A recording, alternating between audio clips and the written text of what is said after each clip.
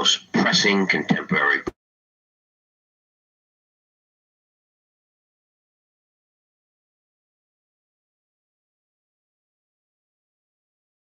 issues. The aim of reviewing these topics would be hopefully to develop a model by which life stress can be understood so that corrective healthcare interventions can be developed.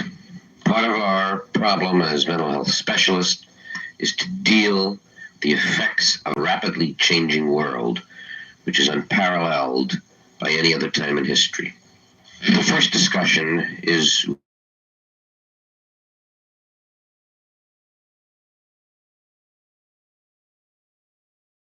behavioral sciences. In this discussion, we attempt to delineate some of the differences in reactions to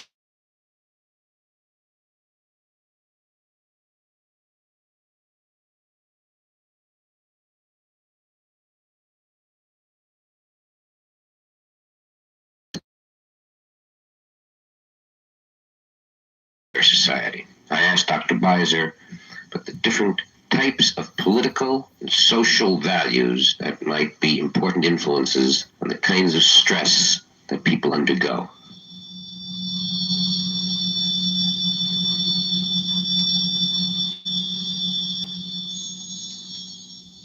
The position in a particular kind of subsystem within a larger system may be stressful in one cultural context and not in another cultural context. Thinking of the kinds of things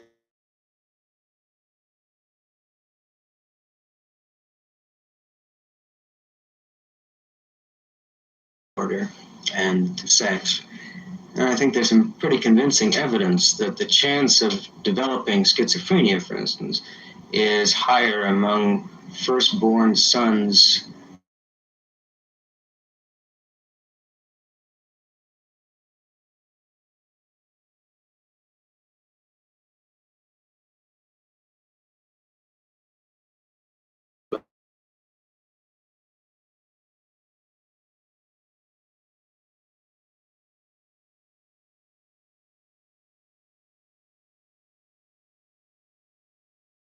subject different people in the system to stress.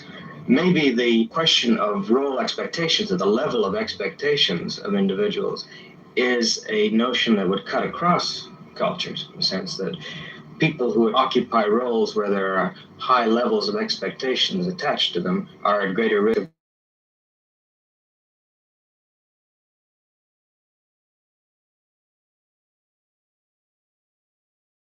placing different roles or different roles in this line of increased expectations.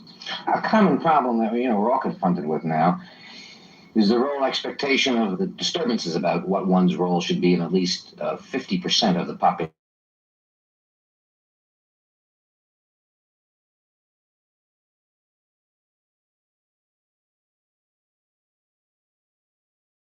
Different cultures in the world today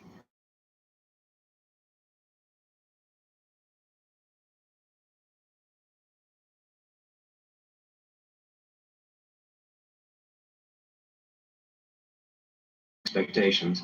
And the other one is the clarity of expectations. And probably with regard to women, at least in westernized, technologically developed societies, the problem is confounded by not only increased expectations, but a certain ambiguity about what these expectations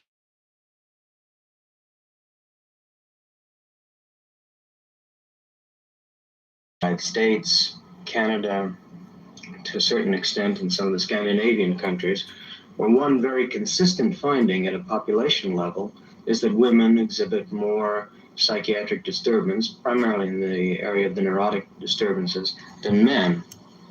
And the only place that I know of where an epidemiological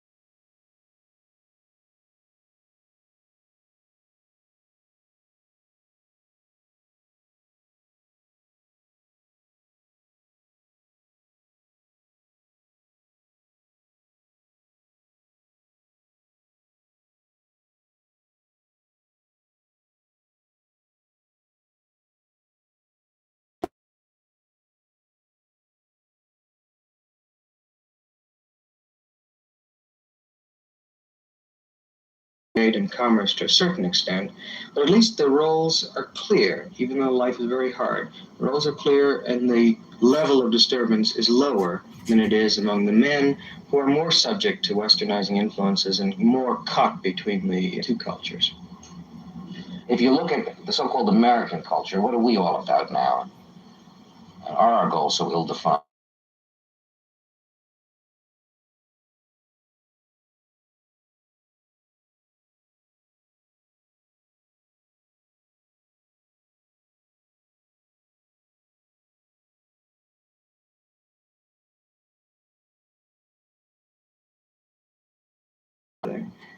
They're very vague and ambiguous kind of goals. There isn't the kind of communality that one finds makes people uneasy, makes people uncomfortable. It leads to clash. Demonstrate that the chance of occurrence of stress varies very much by social class, but that the experience of the stress and the perception of the stress may vary a great deal by social class. This is important because it's a dimension that's very frequently overlooked in the literature about stress in general, and certainly in the literature about sociocultural influences on stress. We have a notion that somehow there are experiences that will be stressful no matter to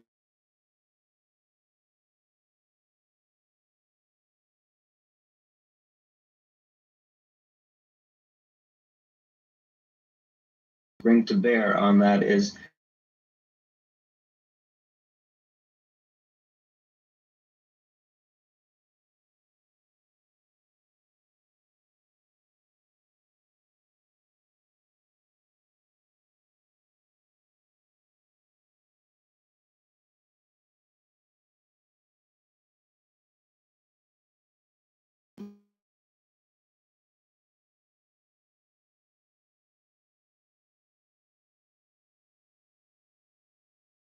Of this, then if a patient is talking about some event as being stressful, the psychiatrist may make the assumption there's denial or repression going on, when in reality, based on what you're saying, some events may not be stressful for certain individuals and others may be.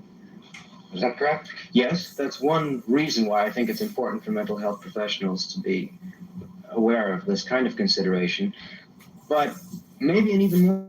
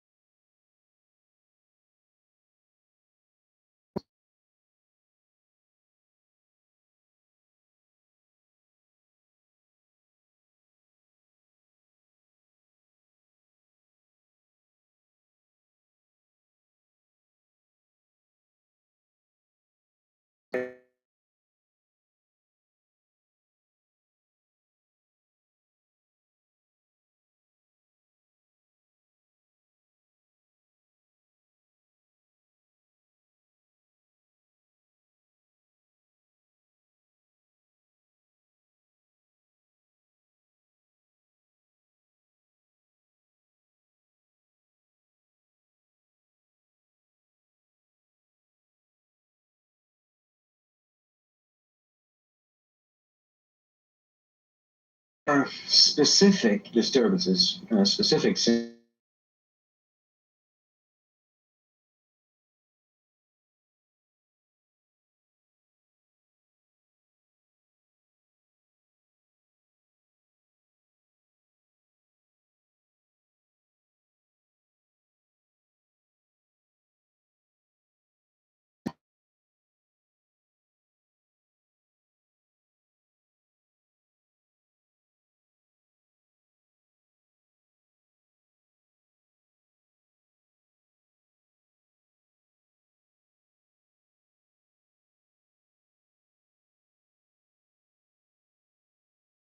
for behavior is, looking at it from a different perspective. That gets us into the bit on the iatrogenic factor and the influence of culture on therapist behavior and therapist perception that you've already referred to. And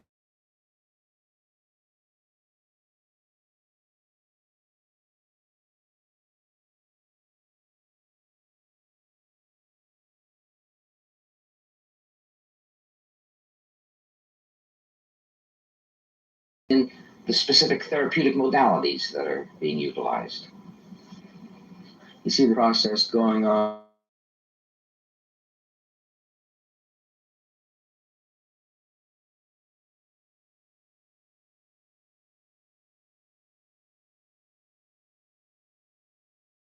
so that we can get what's good into the culture and really treat people in hospitals and with medicines and so on.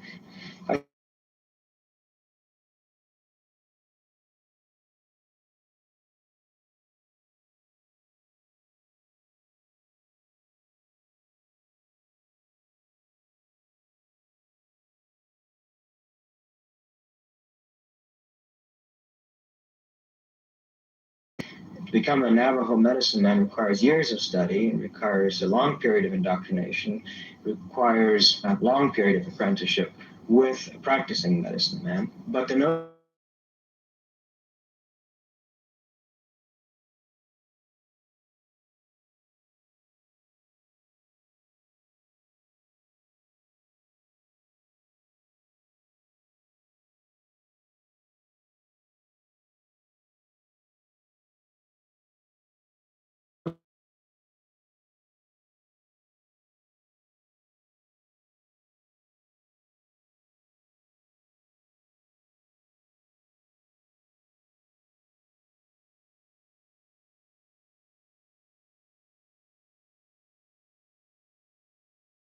nation is different from trying to destroy and replace. How can we take the information on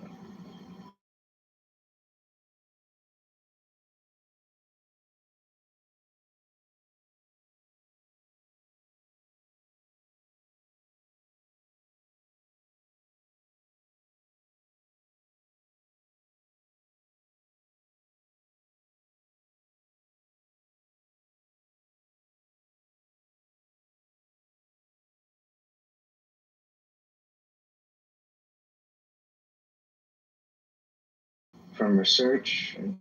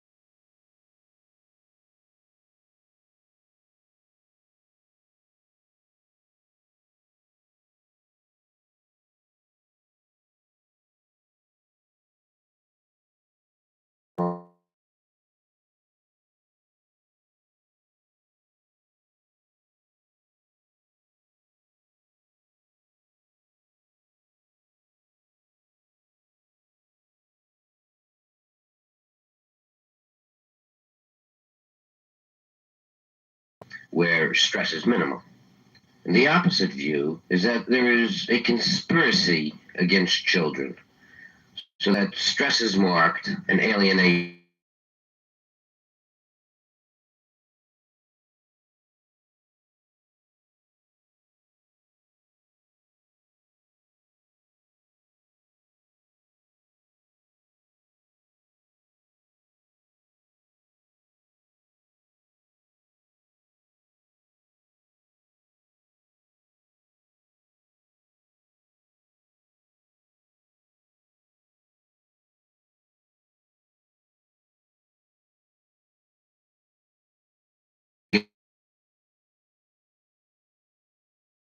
Massachusetts General Hospital in Boston.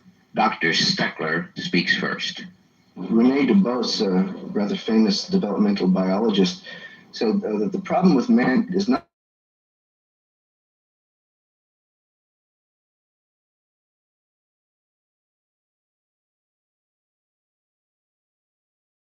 surviving, but in fact multiplies, and we will tolerate things that probably no other organism would stand for. He would have the good sense to lay down and die. I think one of the questions looked at in point of view of psychology, which is more than just environment. It's a question: to what extent do we control our environment? To what extent do we determine who makes those decisions? And the system seems to operate that nobody makes those decisions. The changes just occur, and then we're caught up in it and have to do something about it. So I think that the educational process or the acculturation process has to have each individual the cognitive skills that he requires to deal with the situation as it is, but he also has to get some kind of historic perspective on the world, and as part of the educational process, not only to live in the world as we know it, but to really start facing the questions from the very beginning.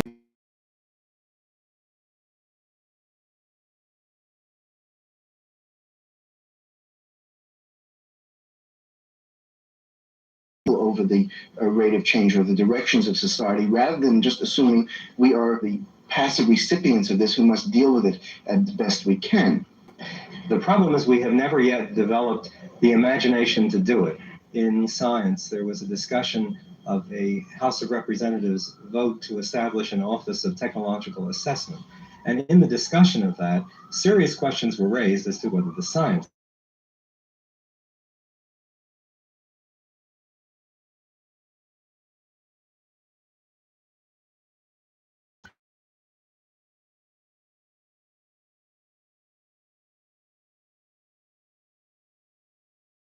in life, and to prepare children to look at life in order to be able to guide it in the direction that brings satisfaction rather than being passively manipulated by it.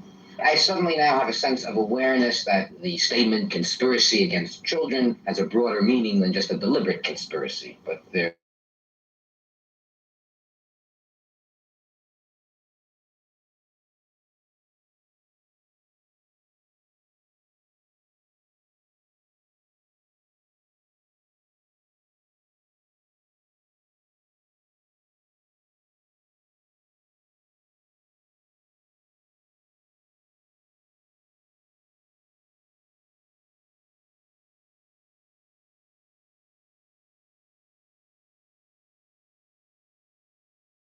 by social change only.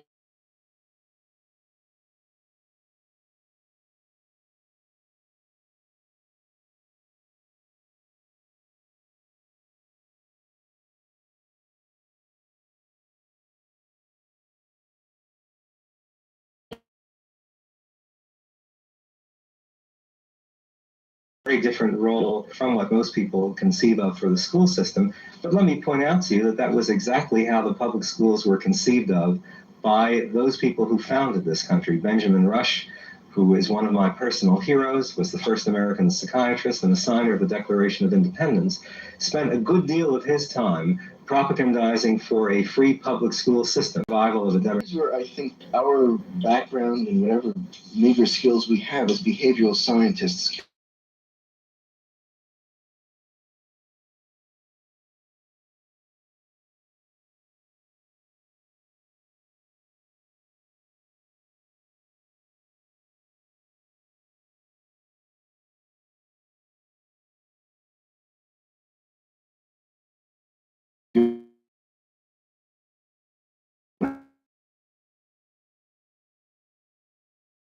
how deeply held is it? Is it a defensive posture because they don't see any alternates, because they don't know of any other way to live, and so must hold on with desperation to what they feel is the only avenue to survival and maintaining some kind of equilibrium? And I think that what we have to do, agreeing entirely with your idea of parent participation in the educational process and for the schools to address themselves to the parents as well as the children, is to examine these attitudes and not only to analyze them in a sense for the parent, but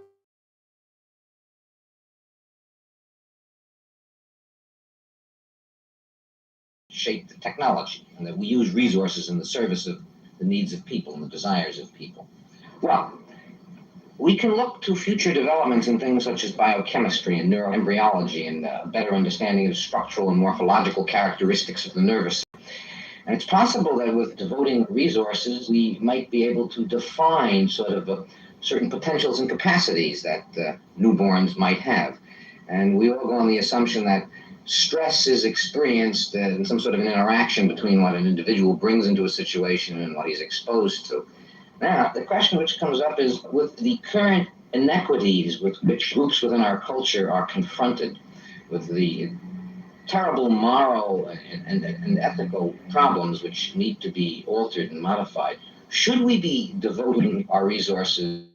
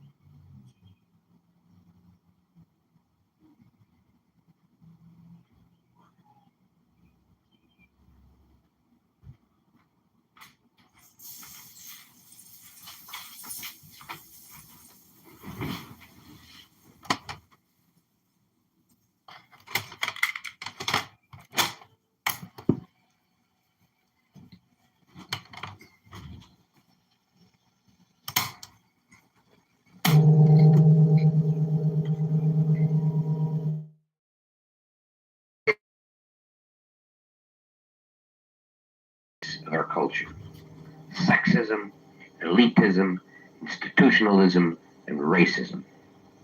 These are probably the most significant social stresses with which the American society, if not world society, is confronted.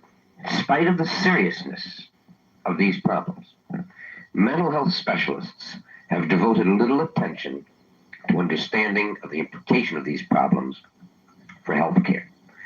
In this discussion, we will focus on the effects of racism as a stress acting on human development and as a stress influencing the adult behavior of the aggressor and the aggressed against. A most important point in this discussion will be the influence of racist attitudes on patients and doctors, both black and white. I discussed this important topic Pinderhughes.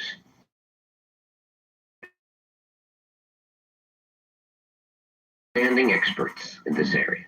By and large, I see two different systems present in all isms.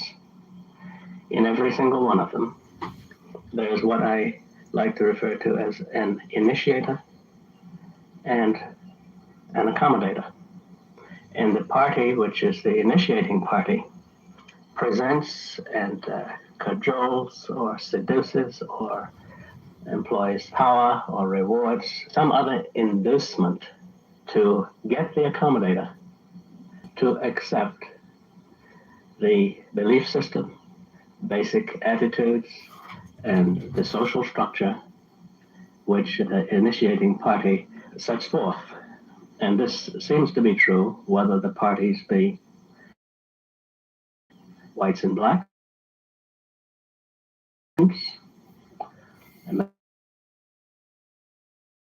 countries and underdeveloped countries, whatever paired parties interacting in this kind of way where there's an initiating party and accommodating party. So the first thoughts that I had, that each functions as a part of the environment of the other, exerting some kind of effect on each other. Your description is interesting, particularly since we're trying to focus on some of the mental health aspects of racism and the other isms, although we know perfectly well that we're going to have to get into the social aspects because it's so hard to separate them. But your description was particularly interesting because it came very close to the description of the dyad called, or the dyadic interaction called psychotherapy.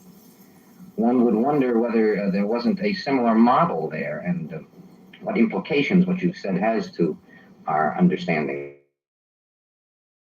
One paper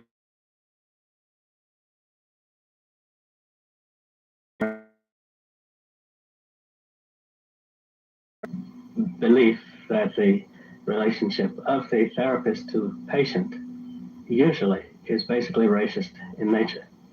However, one of the things that hopefully takes place in psychotherapy is the use of enough introjective mechanisms by both the patient and the psychotherapist for each of them to be able to take in and build up a fairly accurate and balanced image of the other. And as they do this, then the image that they have of one another and the persons that they relate to are based upon the building up of more realistic introjects, so to speak.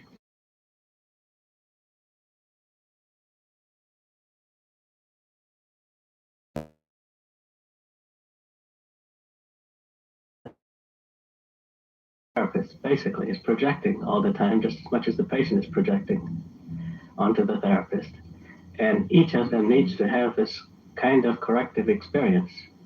Unfortunately, some therapists, using authoritative methods, can employ basically racist, classist, or some other kind of ism approach in which they seek to get the patient's system, so to speak, to become subjugated to the dominance role of the therapist.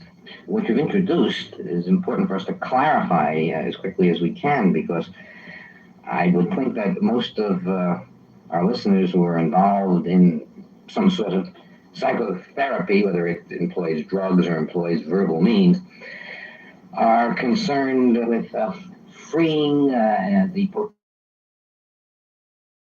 to function as effectively as possible.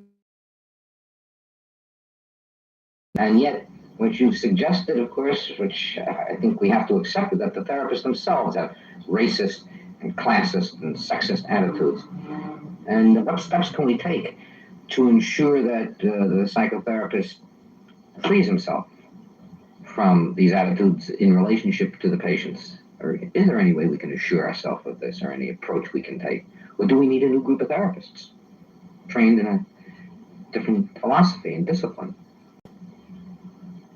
In other words, are we too far gone?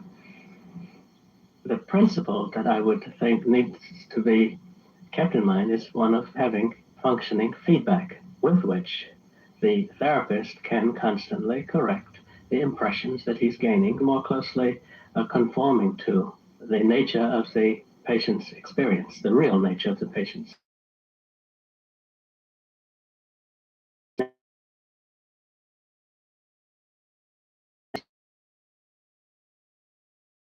therapist is always, by his very nature, having additional associations from within his own body and his own central nervous system activated and attached to the impressions that are coming from the patient. So there's always an additional part in the therapist that's false. But now I would say too that the use of forums, presentation of material in psychiatric forums is one way to do it. The standardization of medical rationales and medical methods, all of these are part of what we call the professional development, the professionalism that goes into our work is important as a way of correcting and managing the defects that exist within us and which we will introduce into our practices if we don't have methods for managing it. Some people have suggested that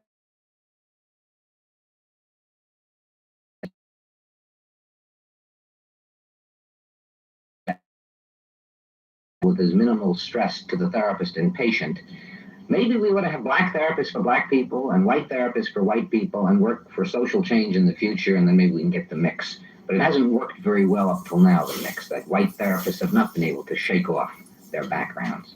I wonder if you're more optimistic about whether we can continue to have a mix.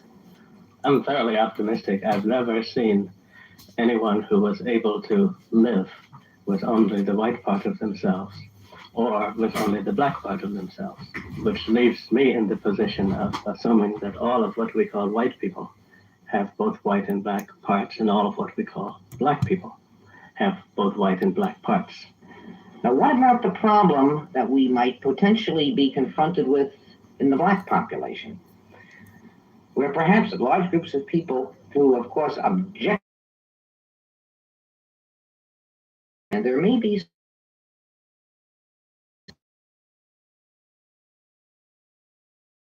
and conscience is the white, but this gives them a sense of freedom, and the conscience can now be whitey, and one has more license. Although at a conscious level, I would anticipate most black people would reject that. From a psychodynamic point of view, do you think that this is a problem in terms of racism as a stress and what one would want to deal with psychotherapeutically? That's one way of looking at it. And if we have that exclusive view, we might fail to recognize the kind of group formation that's needed in order to control those things and the supports that each individual needs in the way of a family, in the way of cultural supports. For instance, the lack of organization at low levels in society as compared with upper levels. As fast as leaders are produced, it's fascinating how rapidly they then become co-opted than use of black patterns, as opposed to, for instance, Jewish group, when they were in slavery, they had the family and cultural patterns maintained. Their ghettos became something of a sanctuary, so to speak, as compared with the more disorganized ghetto situations of blacks whose group structure was very greatly interfered with. As an internationally known clinical psychiatrist and psychoanalyst who has investments in sort of current treatment modalities as well as investments in the future. Do you think that our currently popular approaches to the treatment of what we call psychopathology or mental problems is going to help individuals develop the kind of orientation necessary to live in a society where one deals with shared values and community responsibilities? It seems to me that most of our treatment modalities are aimed at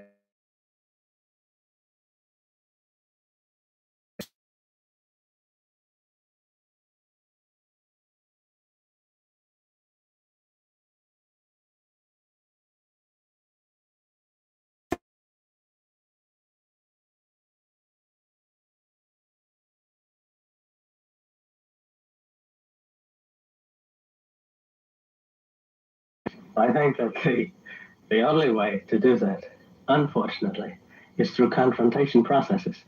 Actually, the non-negotiable position of the therapist of yesterday was based on his belief that that was the way it had to be done. And it was only when the therapist encountered non-negotiable positions taken by patients and assumed by our new professionals that they began to take a look at other possibilities. And these confrontation processes which occur, basically, the only kinds of processes that work where they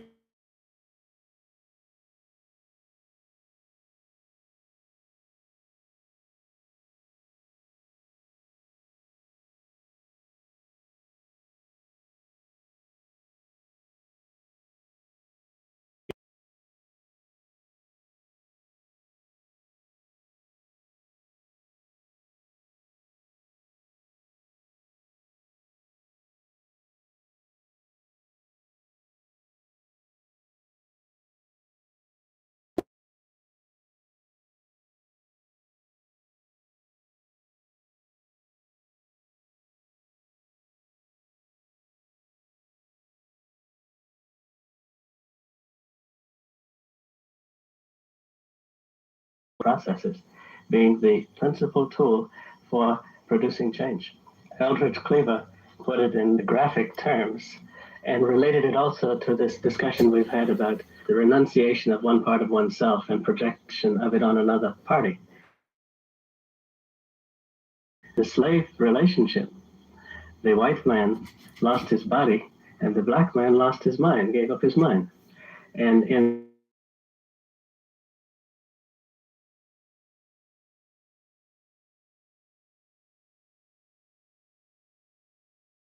well as with other things. In this discussion, the focus will be on how life stress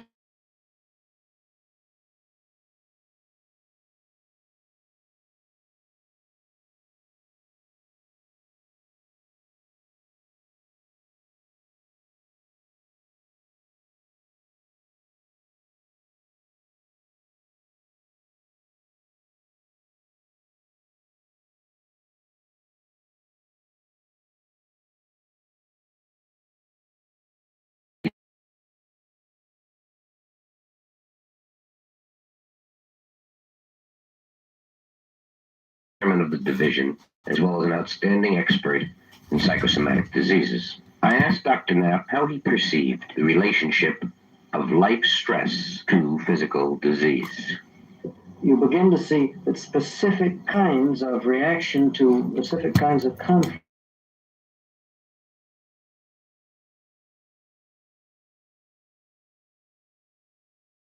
and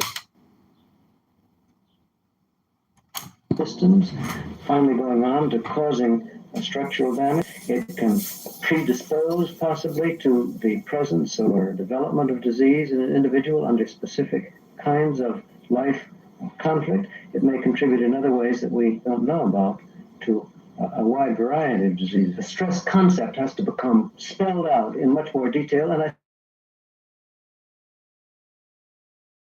more detail in a whole variety of ways and a whole variety of disorders. There's another feedback from one's culture. And that may be of some importance, particularly in looking at psychosomatic type illnesses or illnesses that somehow are related to activity in the brain, in that, it's been reported that certain kinds of illnesses are absent in one culture and present in another. In your experience, how important is this cultural factor? What kind of subculture a person comes from, and the kind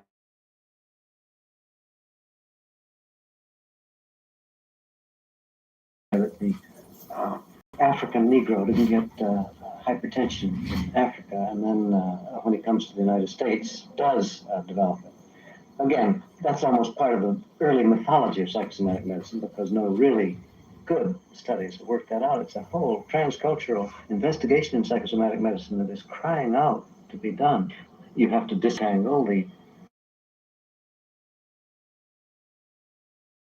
asthma. I'm utterly convinced that asthma occurs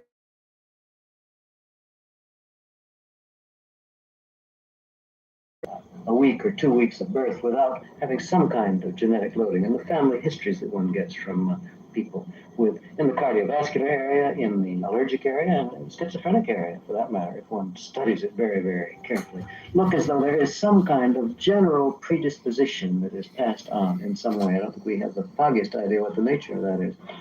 is there any relation as it's expressed in behavior and affective disturbance or in cognitive problems, and the development of certain psychophysiologic syndromes under conditions, for example, like overcrowding or a condition of loss? I think one of the early formulations, again, almost belonging to the mythology of psychosomatic medicine,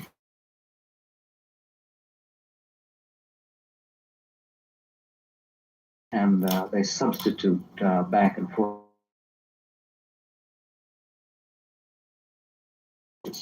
And he may break out of his psychosomatic disease and become psychotic, or if he has psychosis, he won't develop his psychosomatic disease.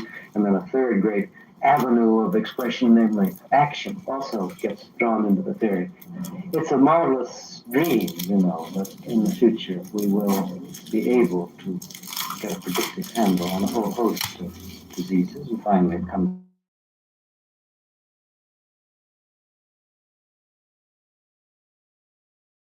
But I think man is complex. He has difficulty in studying an organism as complex as himself, and it's going to be some time before we really have the right kind of predictive handle. And there are a number of difficulties in the way, because you've got not only to have the prediction inside your head, you've got to instill the fact that stress emanates from the current man is tracked. It is conceivable that the environment can be changed to meet the needs of man and the capabilities of man. In the next discussion, we focus on the possibility of developing means to more adequately program the environment, which may in the future help individuals living in that environment. This topic is discussed with Dr. George Ruff, who is a professor of psychiatry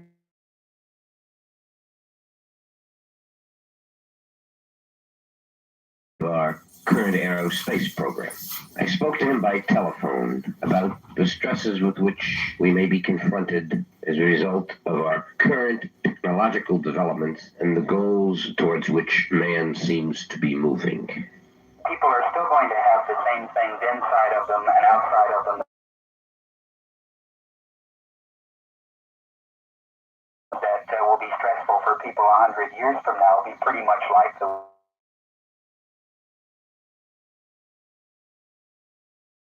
And I think that the more fluid relationships people have with each other, and then the technological changes, including the very strong possibility that the standard of living is going to drop, maybe precipitously eventually, is going to add to this. When we think about the change in the level of affluence or the standard of living, is this a function, do you think, of population change or the modification of the resources that we'll have available? Or other factors are a disenchantment, if I can use that phrase, with the results that our technological society have brought us. And it's not so much that a change in the standard of living per se would be destructive, but the optimism that people have had may well change. We've always had this rather odd view of the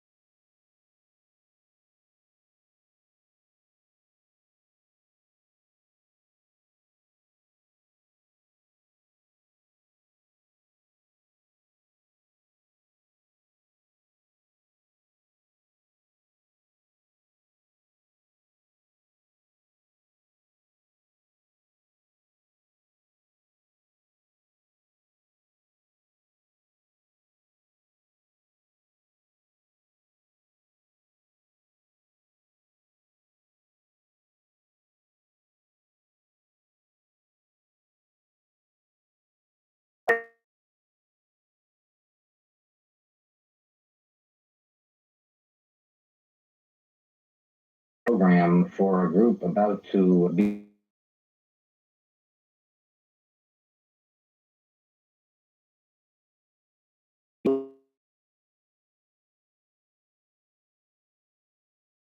that seriously, at least seriously enough to do more than token research on it.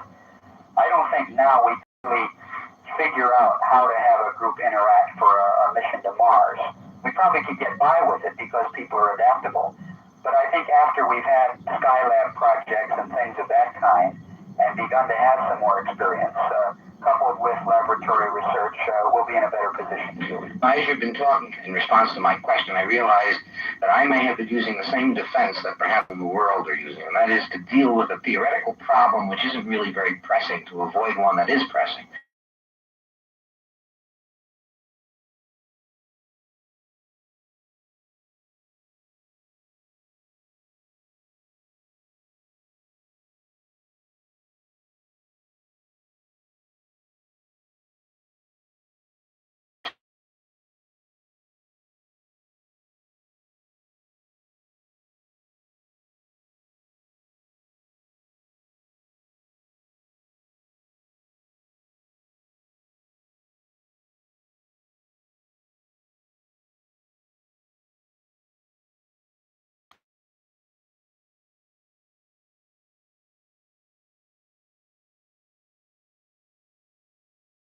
To it, and so step by step you move in that direction.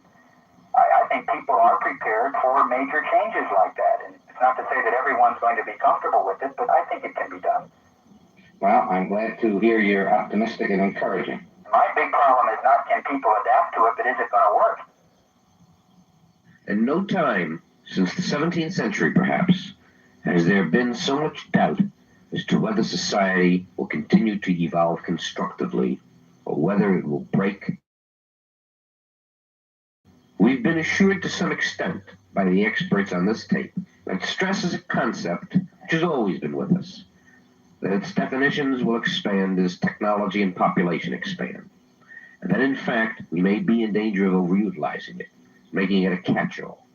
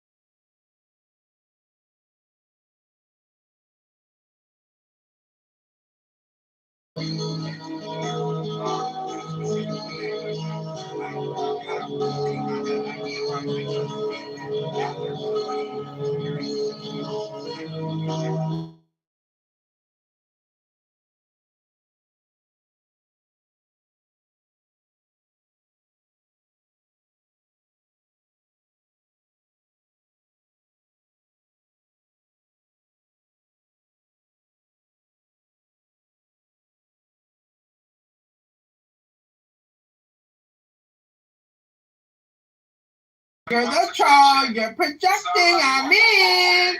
You're projecting on me. Stop projecting on me. Stop projecting on me. Okay, there you go.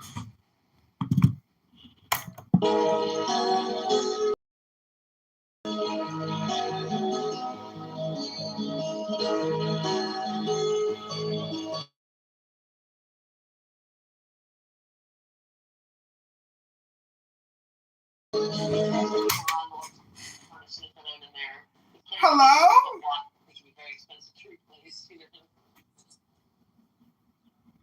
Do you believe in humans? Yeah, mine was she's pretty much a full indoor outdoor, and but she's funny. Like she'll like cower and she kind of hides and then she waits for my kids to walk by.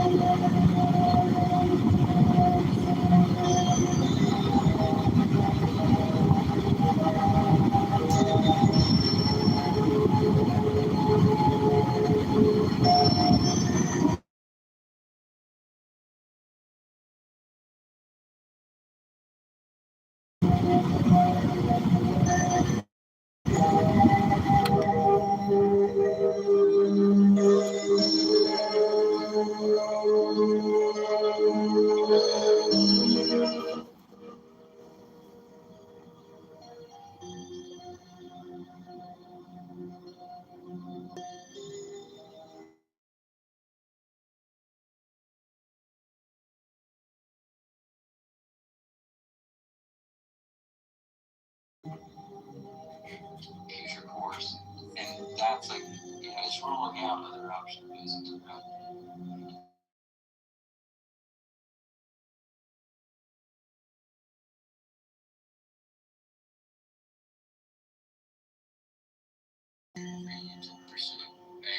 Yeah, as I said, on the very zoomed in, strictly precise.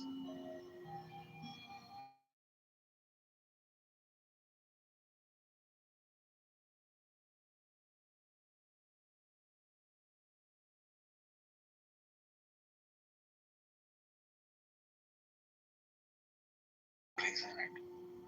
Shameless. No faith, no loyalty to their own nation. Such a sad state of affairs. At least.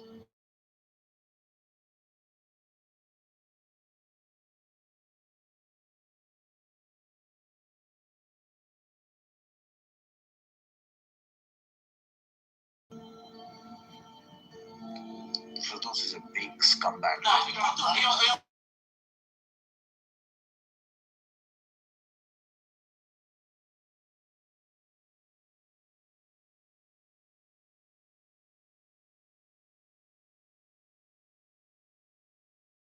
All these, all these days, I thought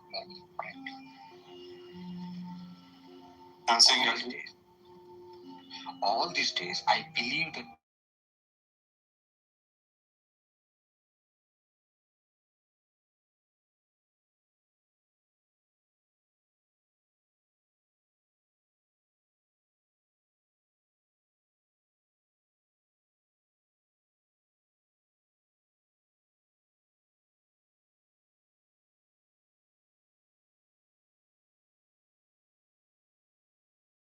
the fucking Iranians come back.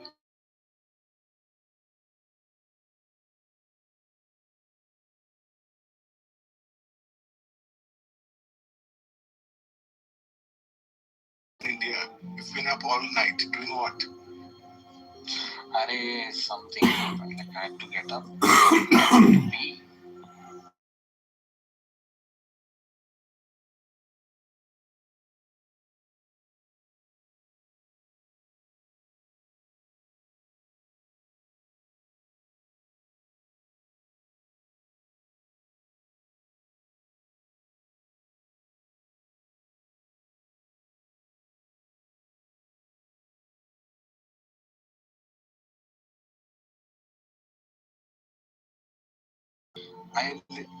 I had to come out of my hometown for work. Oh, sorry to hear that. I was thinking of complaining.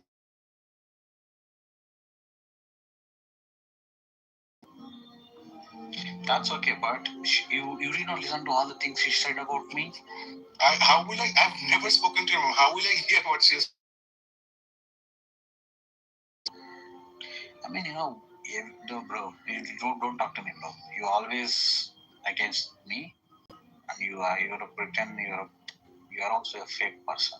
It's because I don't have the right to scold you, and I'm going to complain to your mom, just like you complain about other people to me. It's only fair. I don't give a damn. You are a traitor. You betray people.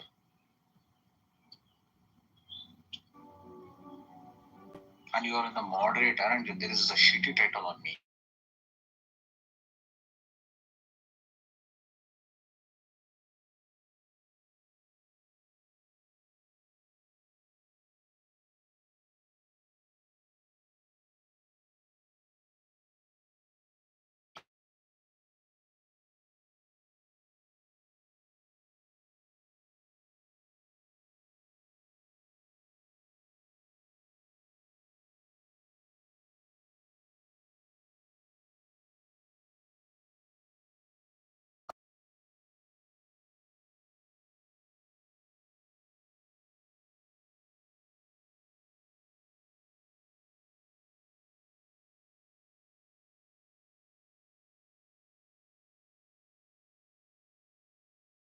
Not where you work.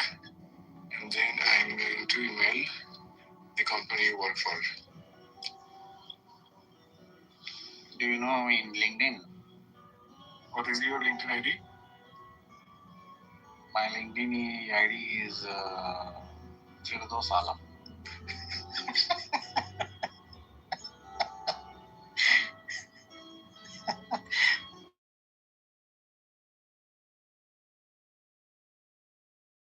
Proof that there is a shitty title. You are the moderator. I'll show it to everyone. Alright. That's why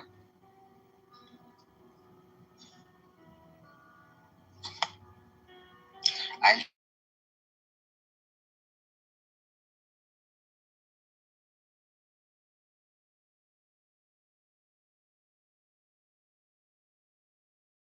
photo. Yeah, I'm gonna make it. Wait.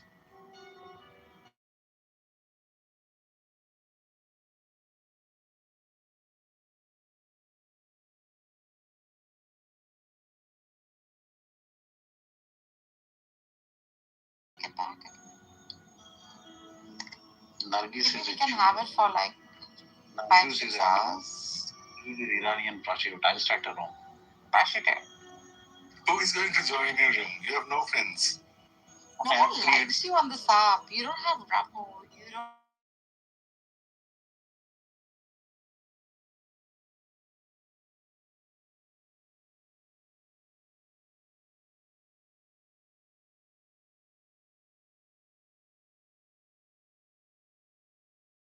You to suck dick and get Americans as you bitch.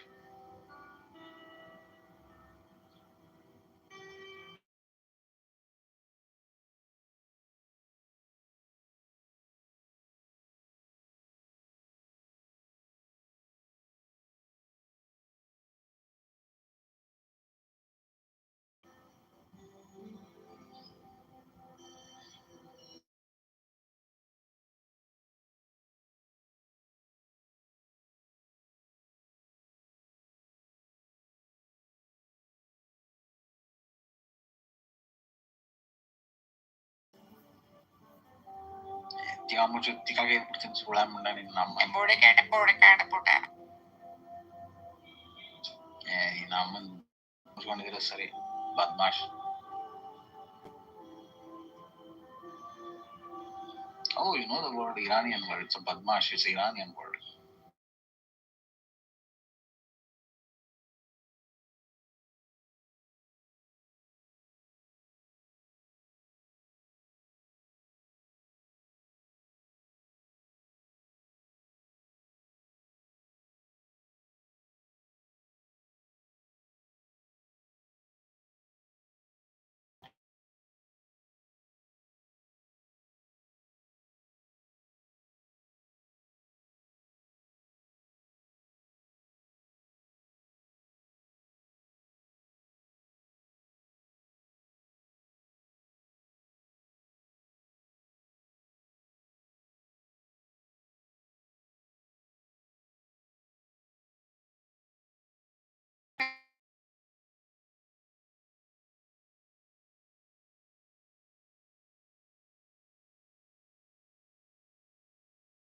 Insecure. He's from like south of India. He's very insecure. He thinks he's so rich, and everyone in America, in Iran, everyone's so poor. People who talk would say they are rich, usually they are poor. Yeah. Yeah. Anyway, yeah. So,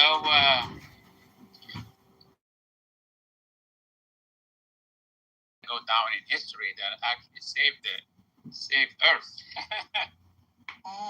Sacrificed themselves for Earth, for the globe, you know? So what's with the Bible and the Quran? Chill.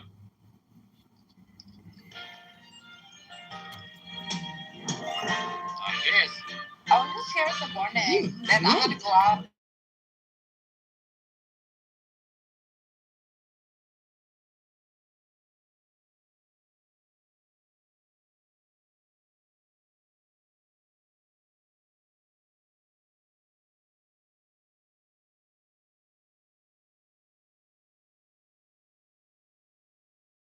Pounds off. You'll keep them off without having to padlock the refrigerator.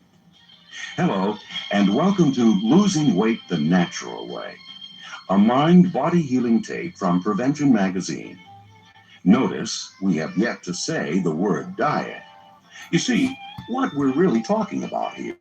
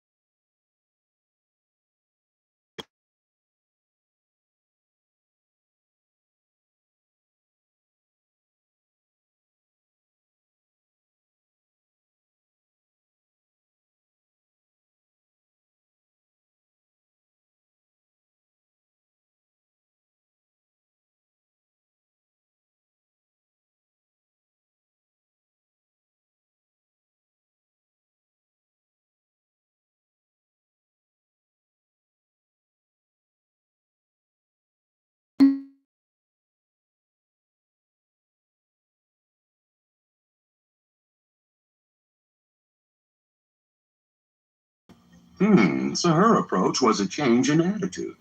Again, nothing drastic, just a greater awareness of fattening habits and a better lifestyle. Uh-oh, it's Sally. She's your friend too.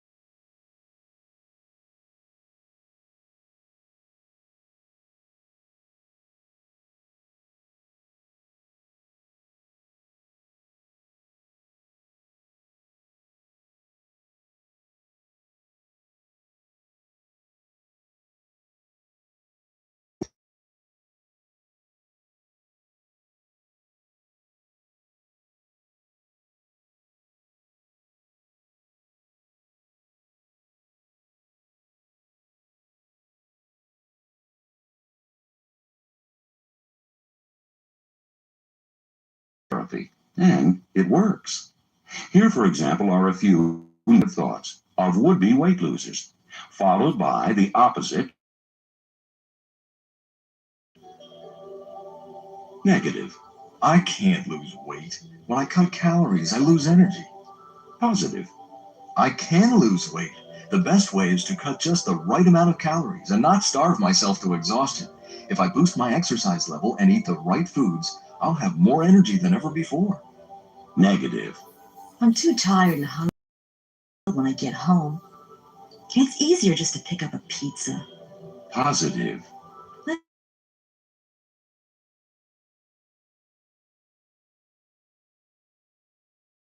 I sure don't have to be a gourmet chef to lose weight. Negative. I have no willpower. You need lots of willpower to lose weight. Positive. I have the desire.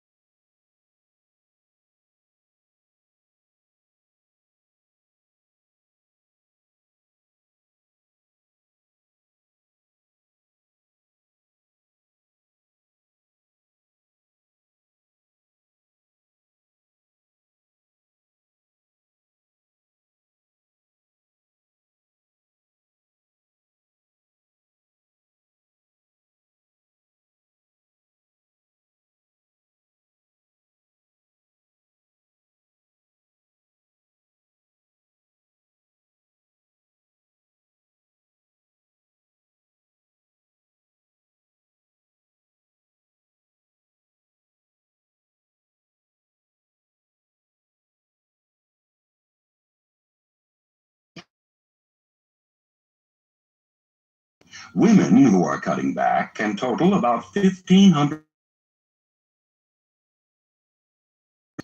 Men should cut back to about 2,000 calories. Of course, if you play for the Chicago Bears, it's a whole new ballgame. The counts vary depending upon your size and activity. Enjoying yourself, Ralph? Uh-huh. But I doubt. Okay, you're gonna slip once in a while. So here's what you do. If you eat too many calories in one day, give yourself the next 7 days to make up for it. For example, you eat an extra 200 calories on Tuesday, and you wanted to cut back 200 calories that day, you have the rest of the week to cut those 400 calories, which really isn't that difficult. You don't have to shun your favorite foods. Just take smaller portions or find substitutes.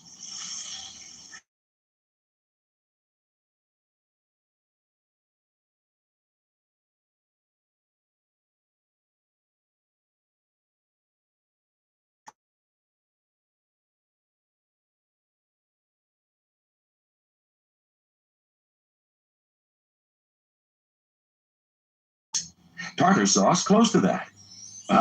But lemon juice adds almost no calories, and it's just as good on fish. No chocolates. Ever. Well, maybe once in a while. You deserve an occasional treat. Just be sure that when you do eat chocolate or some other goodie, you compensate for it. And don't make it a daily event. Okay, here's some other tidbits to think about. A mental snack, you might say. Spread your calorie intake out during the day, rather than eating it all at one time. Also, eating heavier in the morning and light at night is better than scrimping beforehand so you can eat a big dinner. In one study, people who ate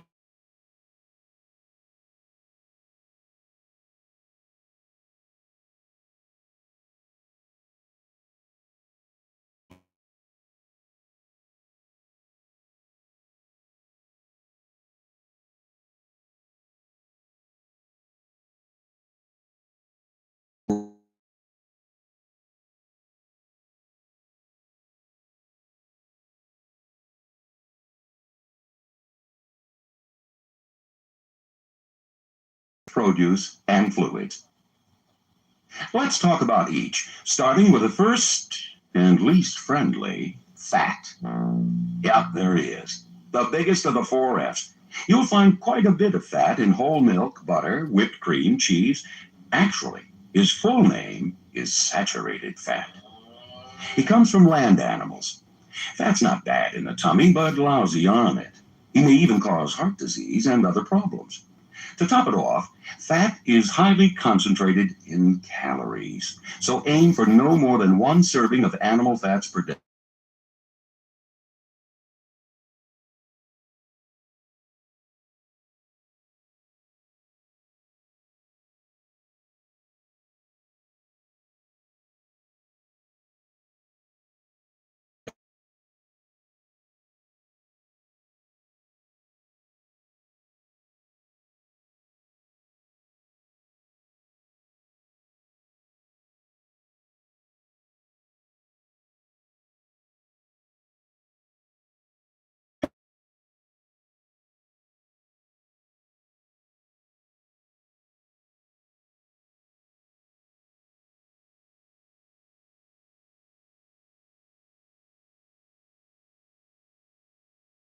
A fruit sorbet.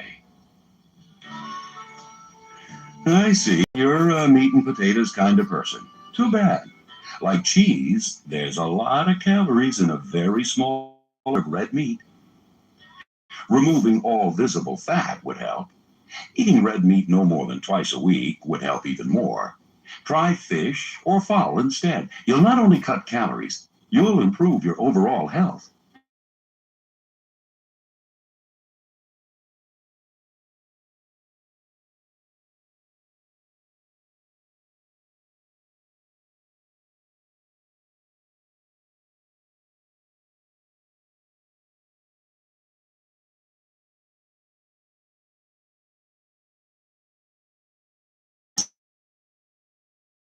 Fresh, crisp salad, perfect when teamed with a taste of whole wheat bread.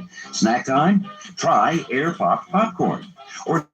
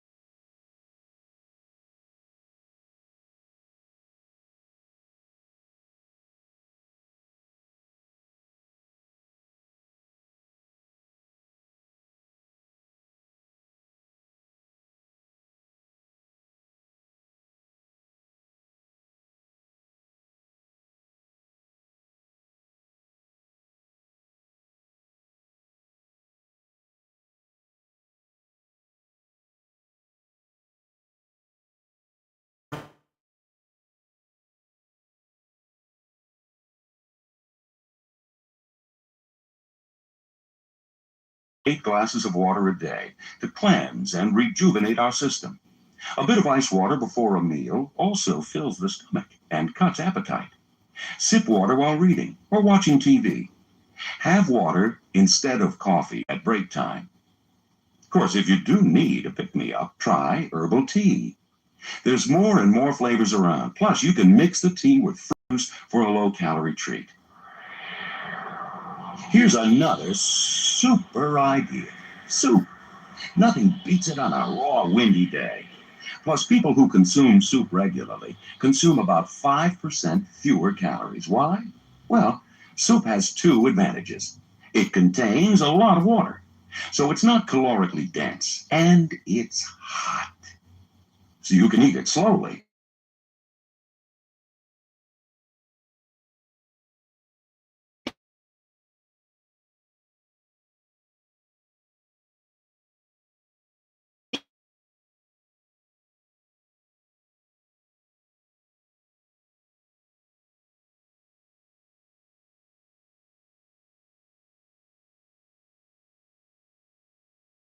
It's really trouble. Alcohol. That daiquiri before dinner, it's not only fattening, it can stimulate your appetite. Even alcoholic drinks that you might not think are high in calories can really add up. 2 glasses of white wine, for example. With a typical glass, that's 160 calories, or more than 1,000 calories a week. And yearly, would you believe, 58,000 calories. Enough to create over 16 pounds of fat. Okay, enough on the 4 F's. Let's get to the 2 S's.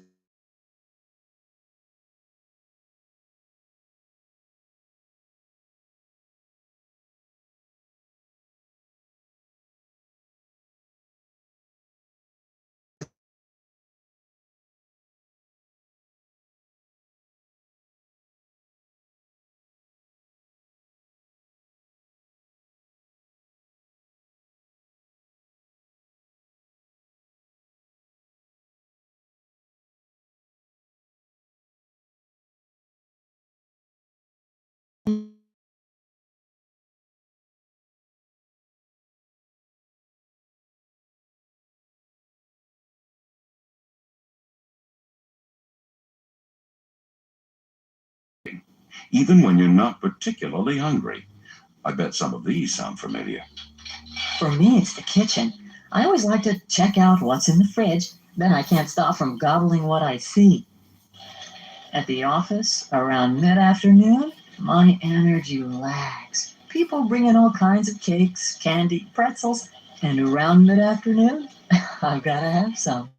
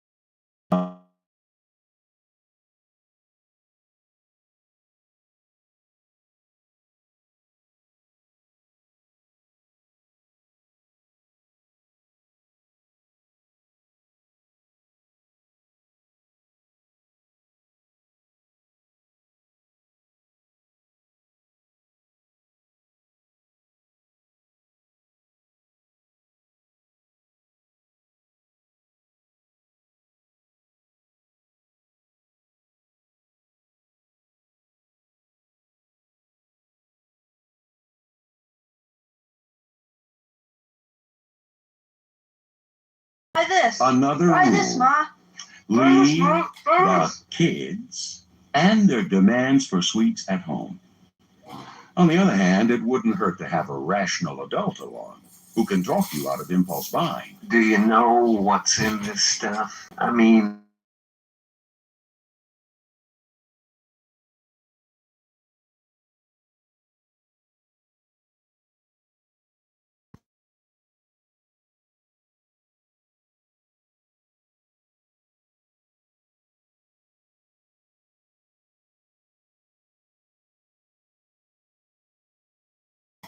That'll help you relax and feel less desperate for food.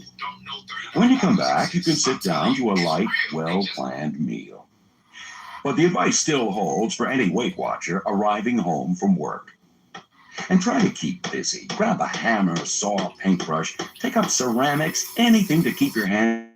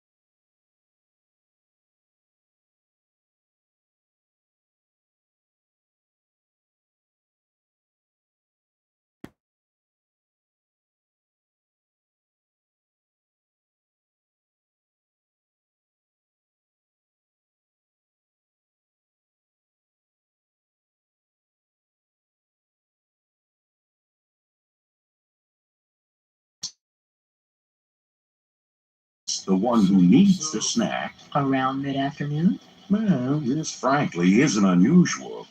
The first thing to do is to figure out if you're really hungry.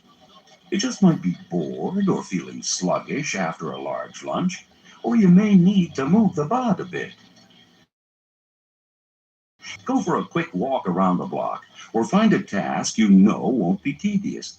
Also, try eating a lighter lunch. Believe it or not, your mid-afternoon lag may be caused by a too heavy meal. And since those vending machines are going to tempt you, plan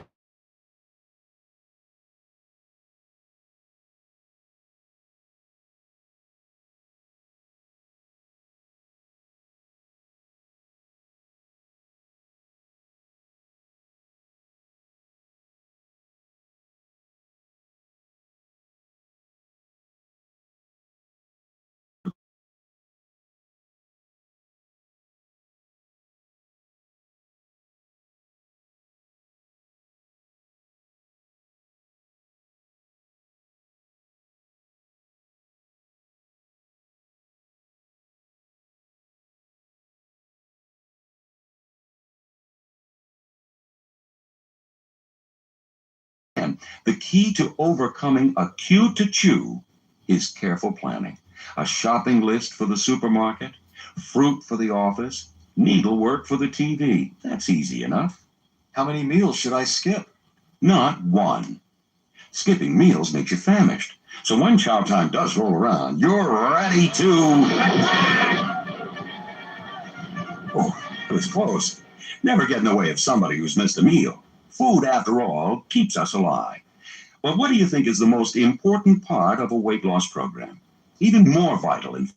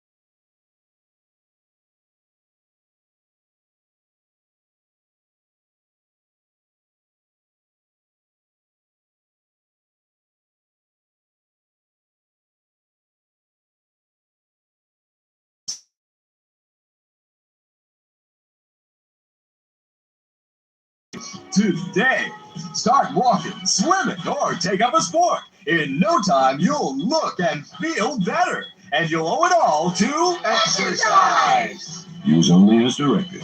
Void where prohibited. Whatever method you choose, do at least 30 minutes of exercise 3 times a week. And it should be aerobic, a vigorous, heart-pumping workout that burns calories. No time to exercise? Make time. And see how more productive your hours become.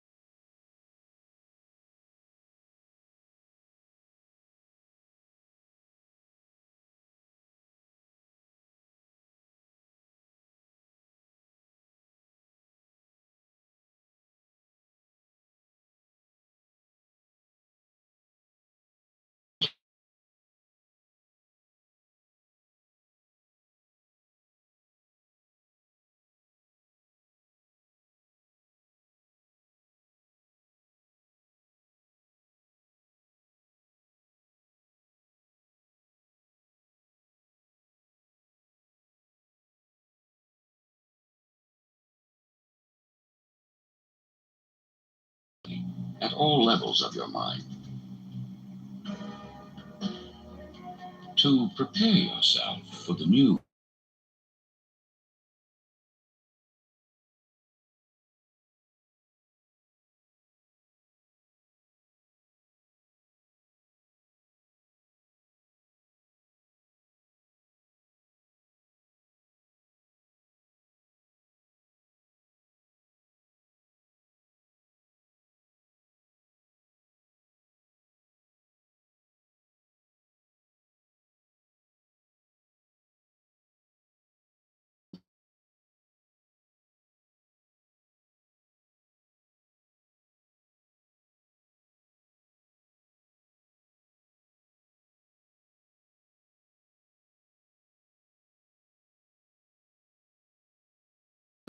as well as mentally.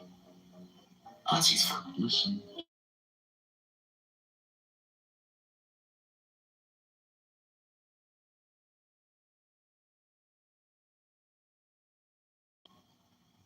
Again, after each phrase, there'll be a pause, so you can repeat the same phrase to yourself, several times in fact.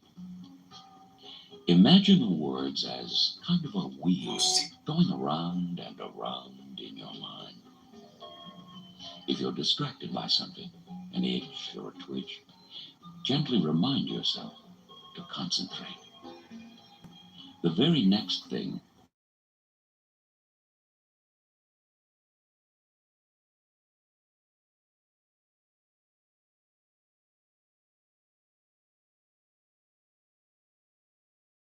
spread your knees a bit and place your feet.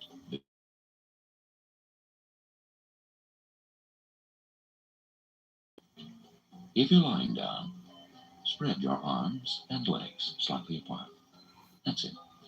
Get good and comfortable.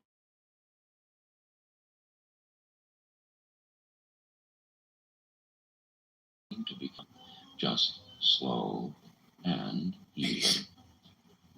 With each breath, you should feel more and more relaxed. Now, focus your attention on your left hand and arm. Feel how they're gently supported by the surface they're lying on. Now, with your breathing slow and even,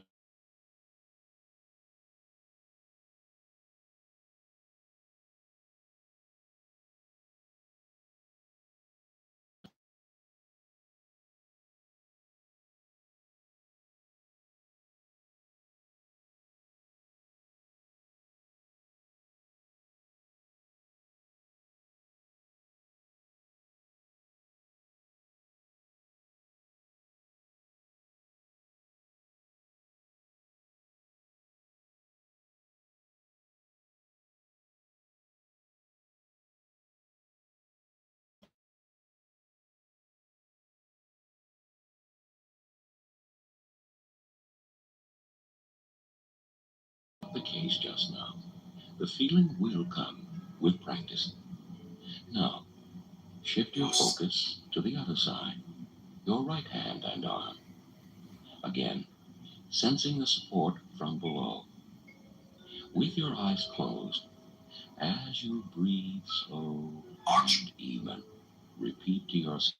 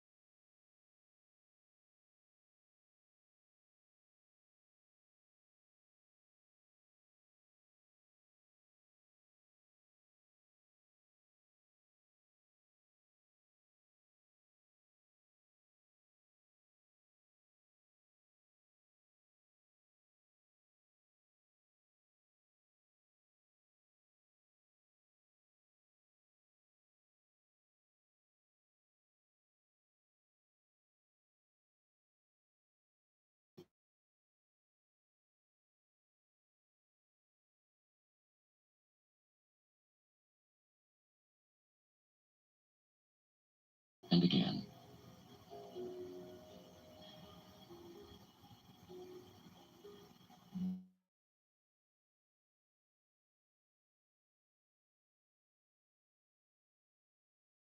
Leg as you continue to breathe slow and even. Now, focus your mind on both legs. Again, if it's difficult to sense both at the same time, shift your focus back and forth from right to left, and turn left to right with your eyes closed and your breathing slow and even. Repeat.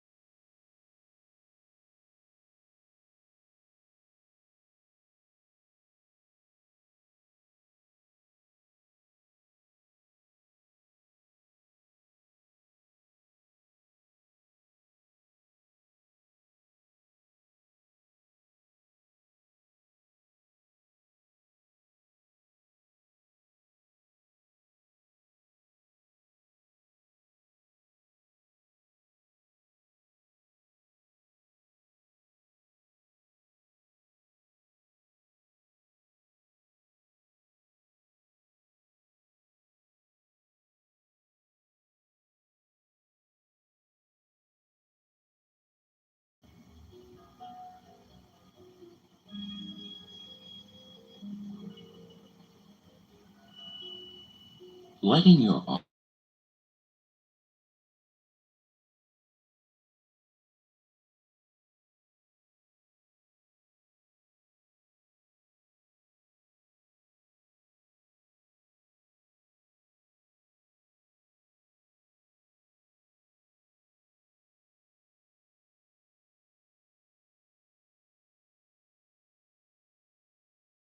sense of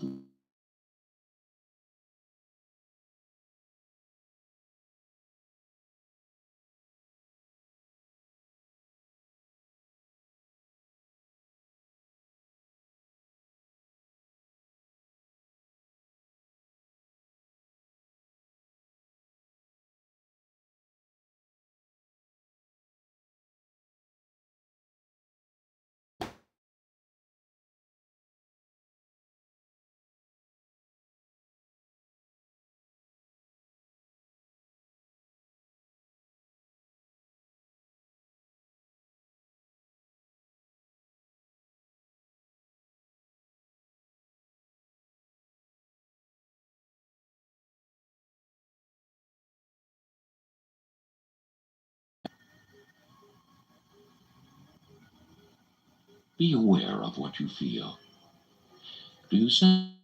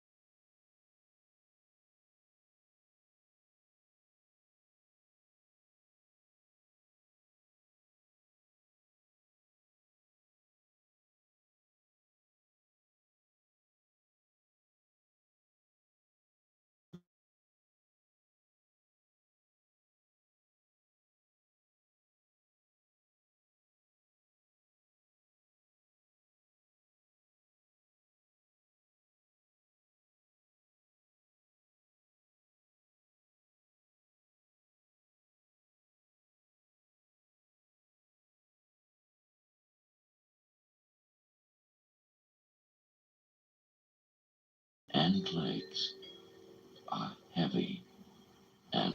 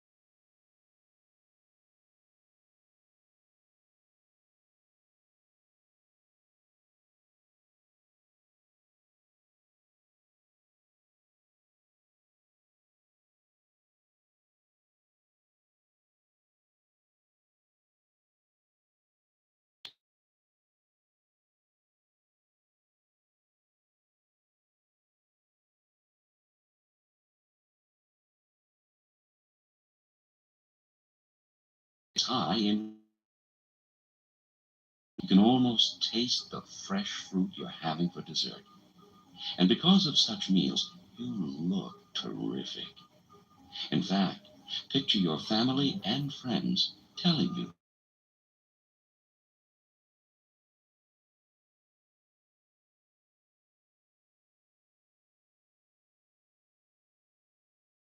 Be proud of yourself.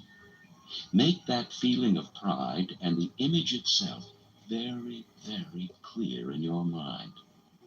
Your body, the clothes, the great way you feel. In fact, linger there a while. Now make a slow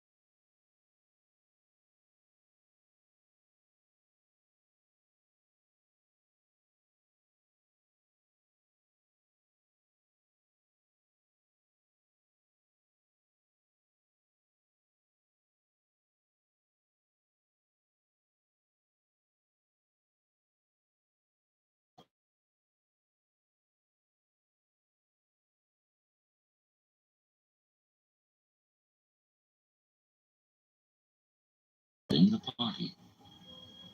Consciously realize that you are not actually hungry. Picture yourself gracefully moving past the cheese tray, the sour cream dip, the sliced ham, the chocolate cake. See yourself reaching for the least fattening food on the table. Take a small amount.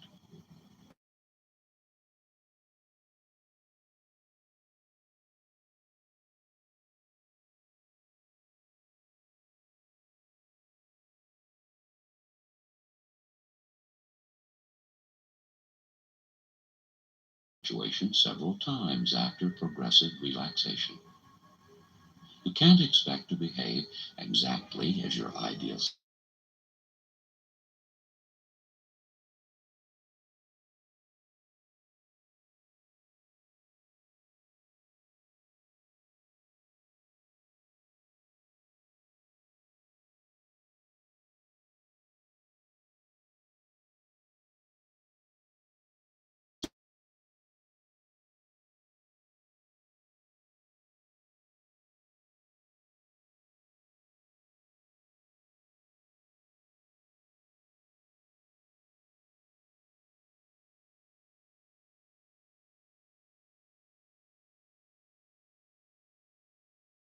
Feel how refreshed you feel.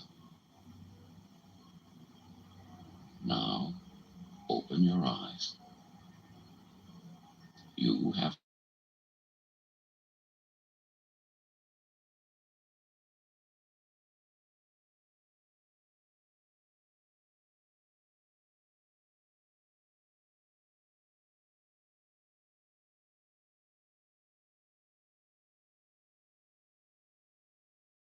a reminder of the wonderfully slim person you are about to become. To that end, go to the I'm getting it.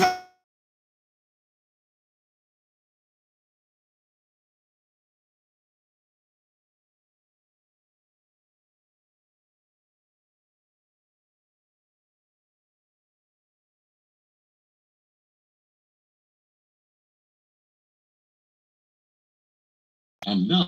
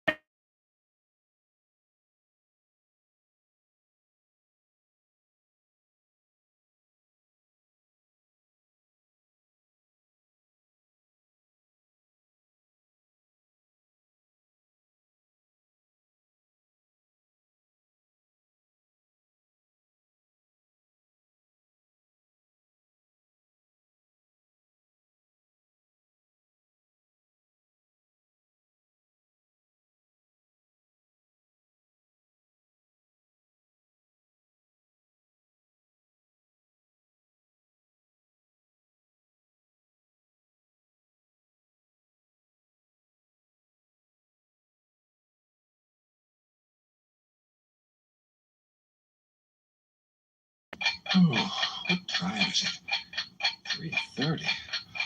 I thought it was morning. Maybe you're waking up during the night. Or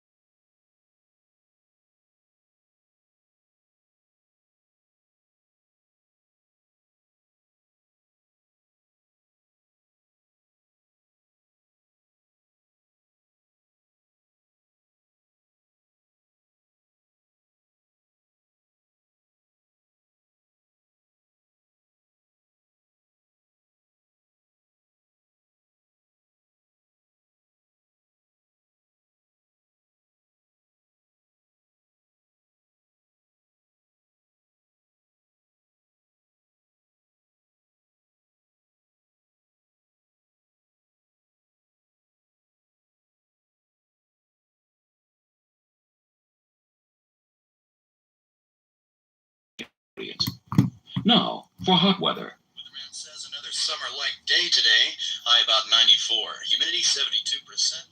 Be sure to drink plenty of water on hot days to keep your body temperature down. And wear loose-fitting and lightweight clothing. Above all, don't be at odds with the environment. Live in harmony with it. A cold shower on a hot day, for example, will just tire you out. Choose a lukewarm spray instead. Make it close to room temperature, so there's no drastic change or contrast. The same notion applies to air conditioning. Going from a hot street into a cold building may seem inviting. So large that it'll become a moderation problem, but we'll see.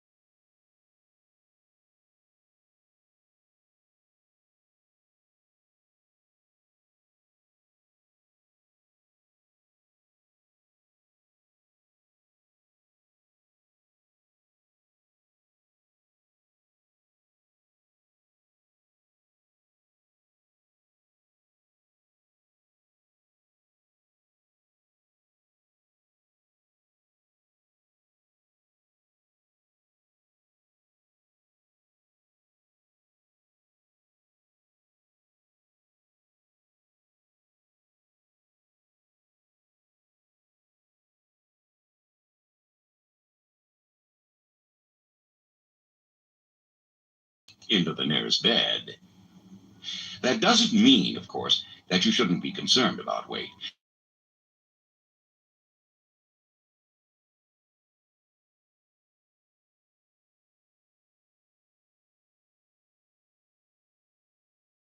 And along with a sound eating plan, how about some exercise? It'll tone you up, cut stress, and actually boost your energy level. Again, your body responds to whatever you supply it with. Can I have this refilled, please? Which brings us to prescription and over-the-counter drugs. Many of them can cause extreme drowsiness, so keep that in mind as a possible reason for your feeling, drugged. Check with your doctor or pharmacist about possible side effects, particularly with tranquilizers, high blood pressure aids, and over-the-counter remedies for colds, coughs, or allergies.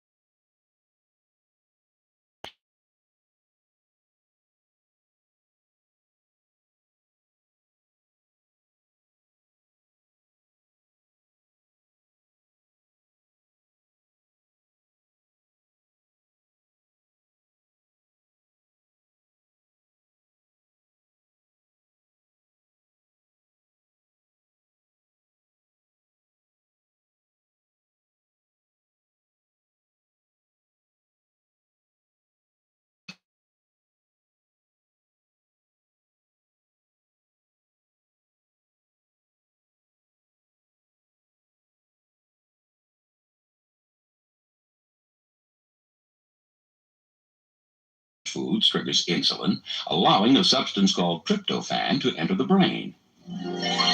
There it's converted to serotonin, which promotes relaxation and sleep. An ideal bite at bedtime, then, might be A blue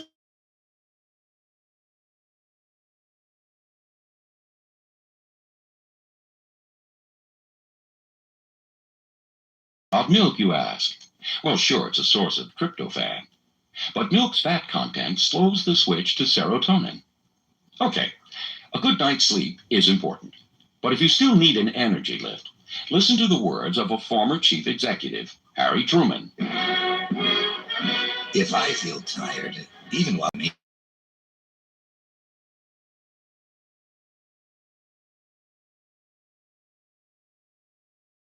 Winston Churchill, Jack Kennedy, and Tom Edison. Don't nap too long or too late in the day, though. Otherwise, you.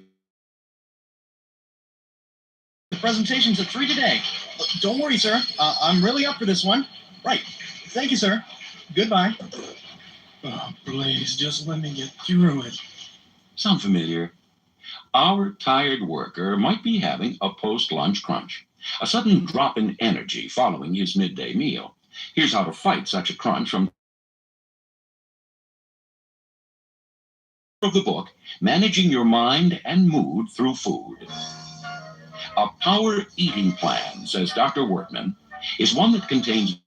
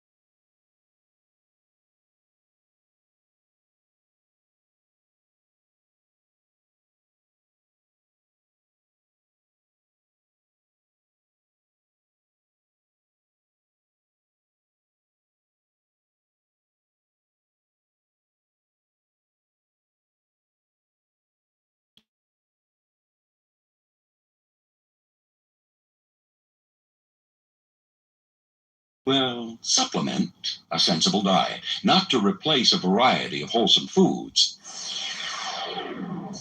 The basic fatigue fighting plan? Well, as we've said, a good night's sleep is your best weapon. Reinforce that with a nap when you need one. Or your lunch with plenty of high protein. And for the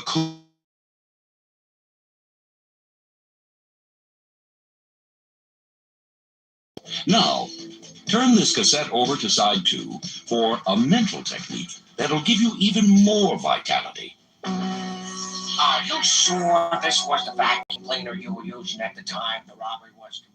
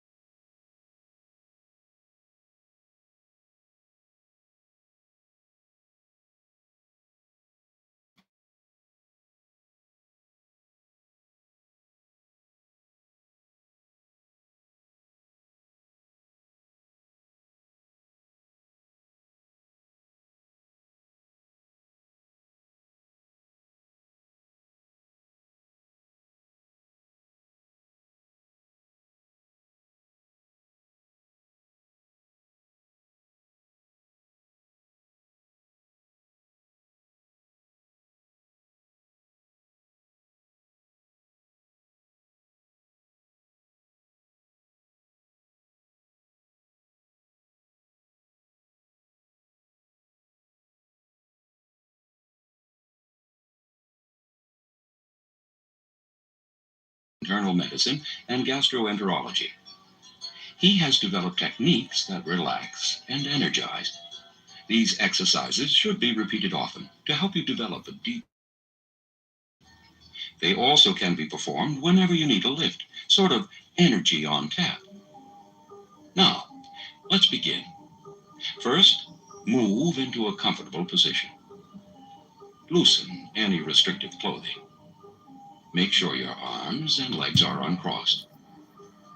Now, simply close your eyes. 85% of the external world is perceived through vision. And when you block out external vision, you begin to focus more easily on your own inner self.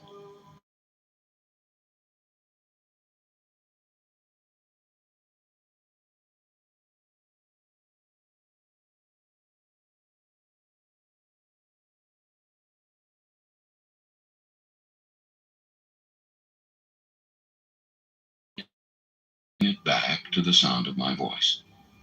Excessive stress is the most vicious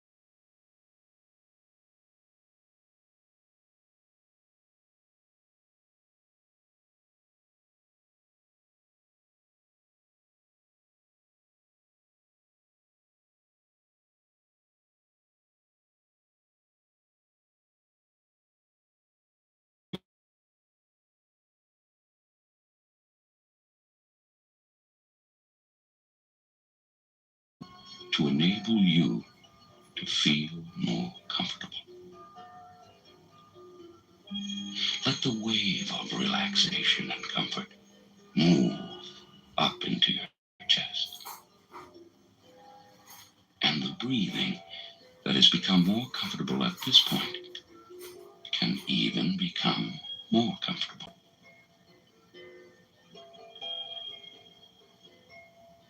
Now, allow the relaxation to spread into your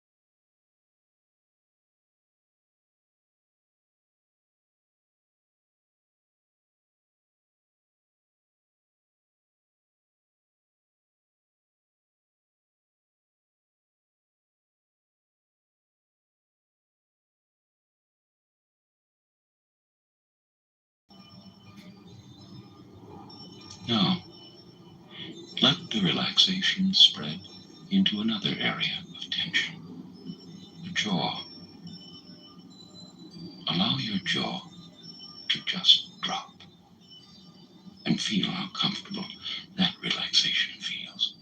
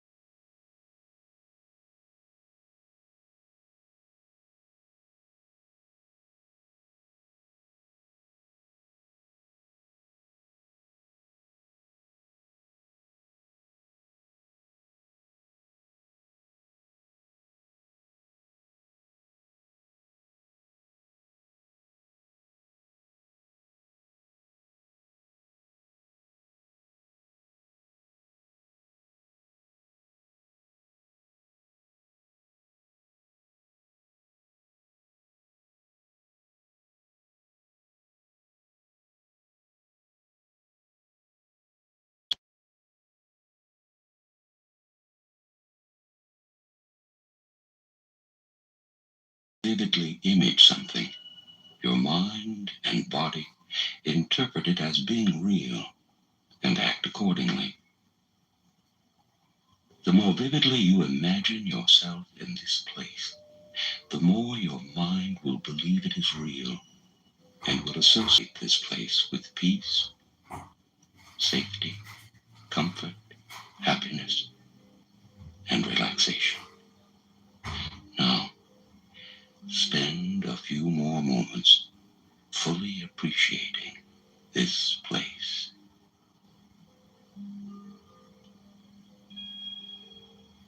In addition to the mental technique of the place of safety and comfort,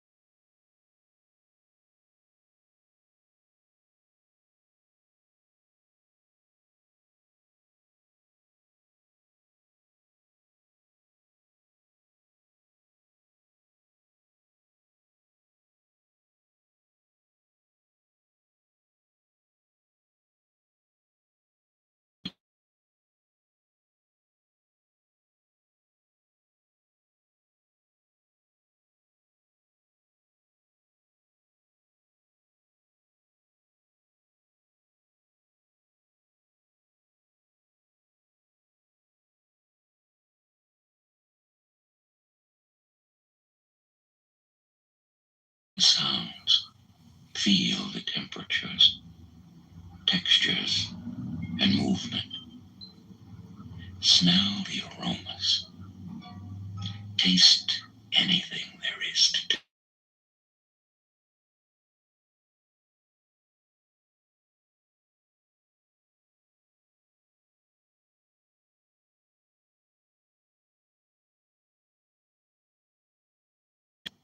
You are experiencing the high energy scene. Now,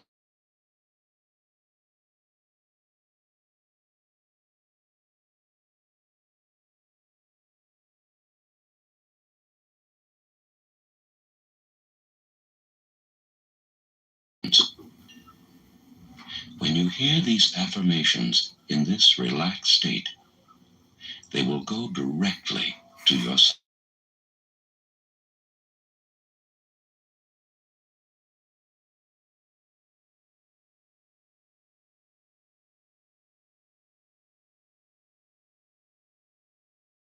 Become your way of being.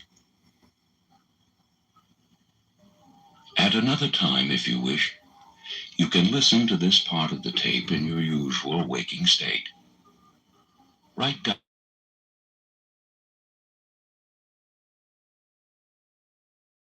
your office, your automobile, and any other place that you frequently go to during the day. This will reinforce the power of these affirmations that I am about to recite to you. As I continue to picture yourself in this scene of unmistakable high energy living, you are energetic. You are enthusiastic.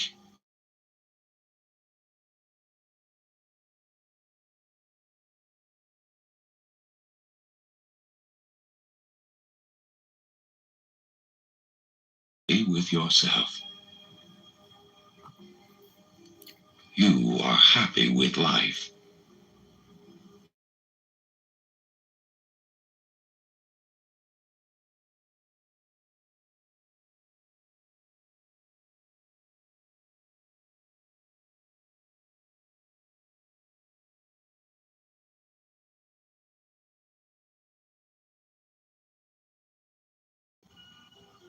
You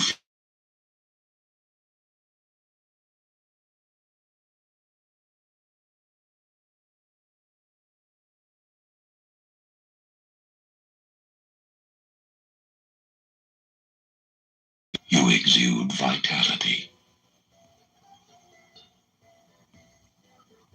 Begin to breathe deeply, bringing energy into your relaxed body with each breath.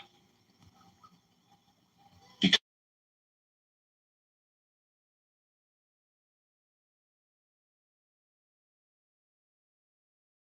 the room around you, and the time and place. When you are completely in the here and now, you are still calm and peaceful.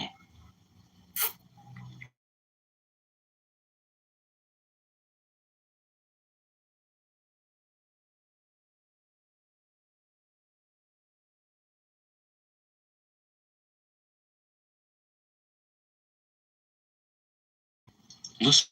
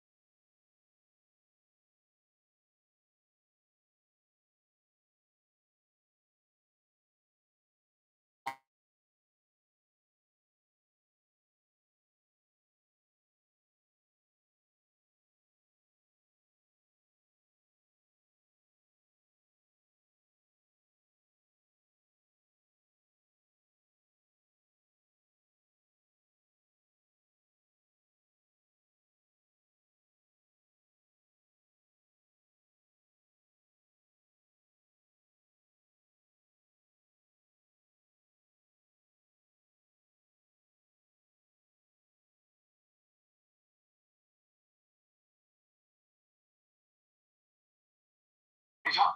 So I'm not really concerned with the coward. I'm not really concerned with the rightless poltroon. I'm concerned with the rest of us because we know everything they say.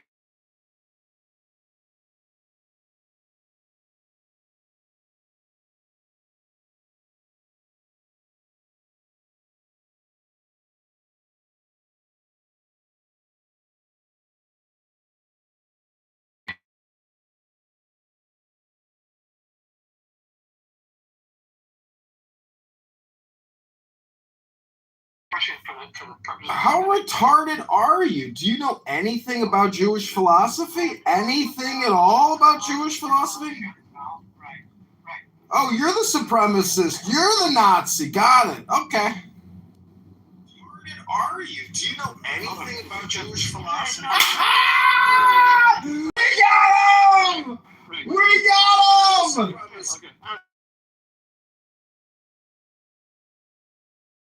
Broke their hypnosis! We got them! We got them! We got them! We got them! We got them!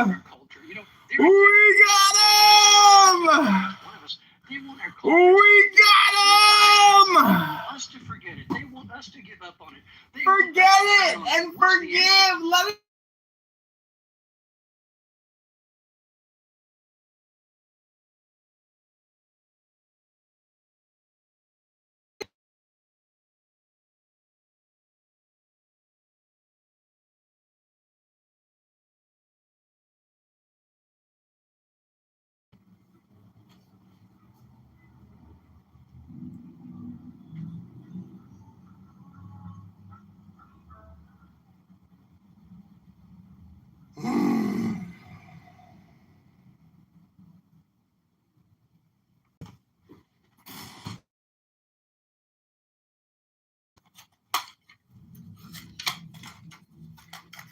These people are fucking whack.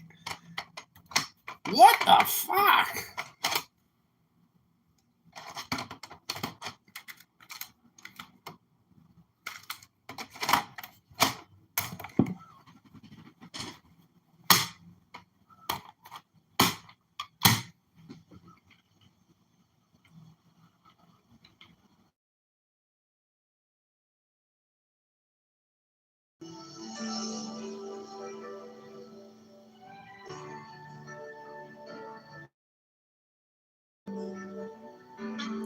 Hello, and welcome to another in a series of mind-body healing tapes from Prevention Magazine. During the course of this tape, you'll learn how to remember names, places, facts, numbers, directions, and lists. Memory. So you'll no longer mislay items, wonder if you left the stove on, or even, I know that person. Why can't I remember her name? on this side of the cassette, you'll learn that memory is not something that fades with time, but is a skill that can actually improve with age.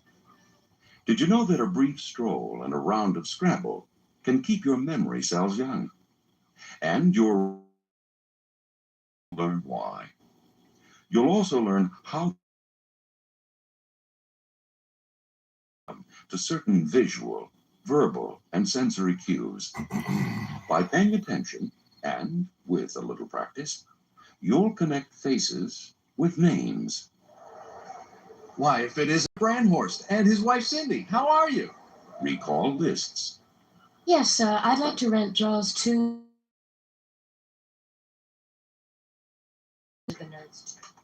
Remember phone numbers. 1-800-792-673. What you read. As Shakespeare once wrote, glory is like a circle in the water, which never ceases to enlarge itself. Where you put things. The instruction book, in the hall closet, top shelf, gray box, left side. Then, on-side day to reduce tension and anxiety. 2 things. For now, though, let's take a cold, hard look at memory lapses. those annoying bouts of forgetfulness that nearly everyone has. Take Jerry, for example. The other day, he left his keys at his favorite restaurant. Excuse me, I think those are mine.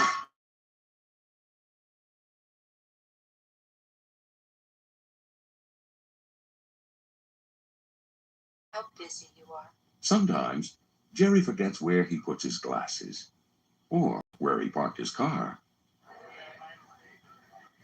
Then, last week, he was introducing his wife to a coworker of his when... Oh, Jan, I'd like you to meet, Mike Fuller. Nice to meet you, Jan. Mike, of course. How can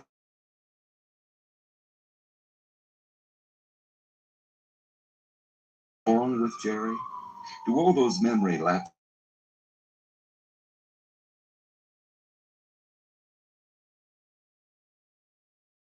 names, numbers, things that are too complex or just aren't useful to them? We also forget when we feel excited, frightened, distracted, nervous, tired, or rushed. Think back to when you were a kid, and in the heat of a game, you dashed out in the street.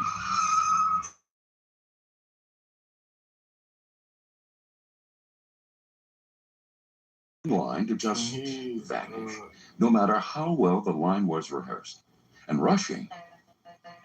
Look, I'm late. I've got to get going. I can't miss that appointment. Well, that often leads to things getting left behind or misplaced. The point is, excitement, tension, haste, all make for memory lapses, regardless of age.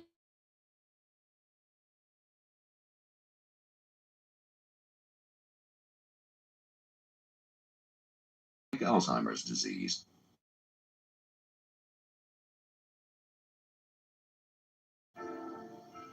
On the other hand, if you can't remember the day of the week, or keep forgetting your daughter's name, it may be wise to see a neurologist.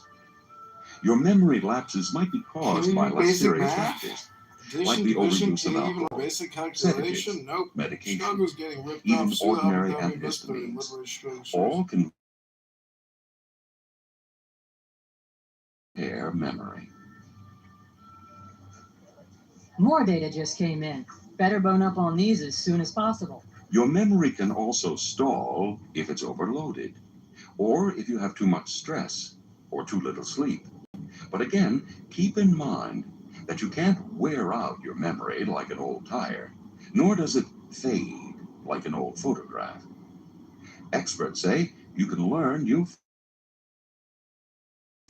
and you can retain it for the same length of time as when you were young. Actually improve with age, including its power to solve problems and form complex sentences. Think of all the not-so-young scientists, inventors, and authors. What then causes certain facts to be slow in coming? What's the name of that town? It's on the tip of my tongue.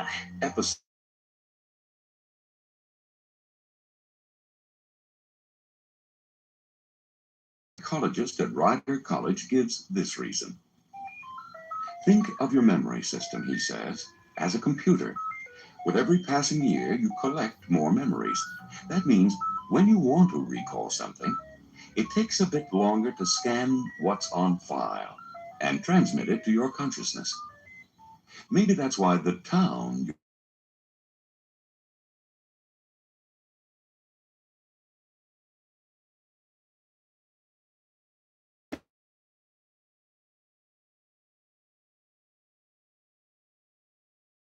One memory mobilizer is physical activity.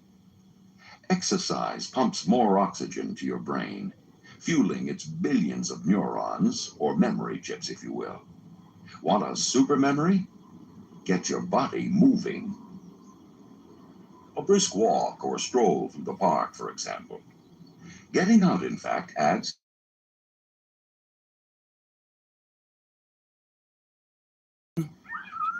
or a guy roughhousing with his dog may bring forgotten memories to the surface or give you something new to think about. So while the physical movement is fueling your brain, what you observe is adding new input to your mental computer. And input is vital to memory. Next, ideas is another.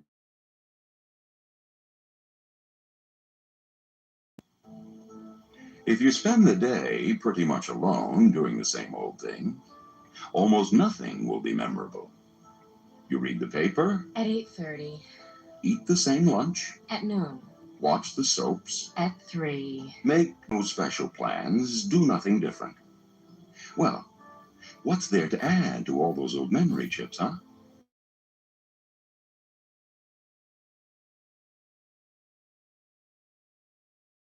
Is the start of memory decay.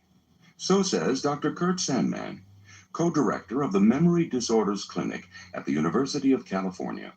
Indeed, boredom is memory's chief enemy. In Dr. Sandman's studies, for example, are patients whose memories are quite limited. When they did something out of the ordinary, though, they recalled that day very clearly. Now, that day was often a blank. Why does something stimulating jog our memory cells? Well, look who it is! Let's take a quick tour through the brain's memory system. Well, here we are inside the most mysterious and complex of all human organs, the brain. Surrounding us are billions of nerve cells, or neurons, which are brooms that sweep incoming data through. I would just wait and then do whatever they want. Hey, I hate to interrupt. I just want to say you guys are all brain rotted out. This is like a chillism room now. All of Andrew's rooms are basically chillism, brain rot, retard rooms. The handled part is called an axon.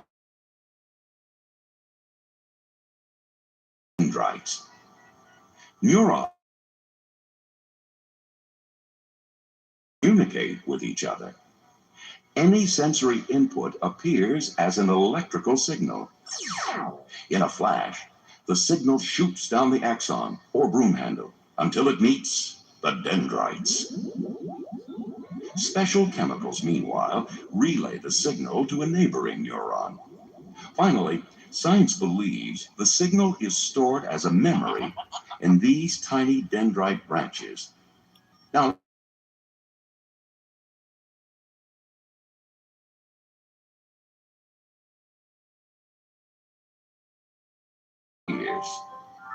then flows into your brain, where it's transformed into the signal we mentioned. When it hits certain dendrites, the basic structure of the neuron is changed forever. So when you hear the song again, memory chips are activated, and voila! Oh, I know that song. The catch, though, is that we stop producing neurons by the time we reach the age of 30. But here's the good news. Studies show that if you're active and continue to stimulate the old noggin, you can create new dendrites in your brain. Your memory bank can stay strong and healthy all your life. How do you stimulate your brain? Well, you don't need to study thermodynamics or try to speak.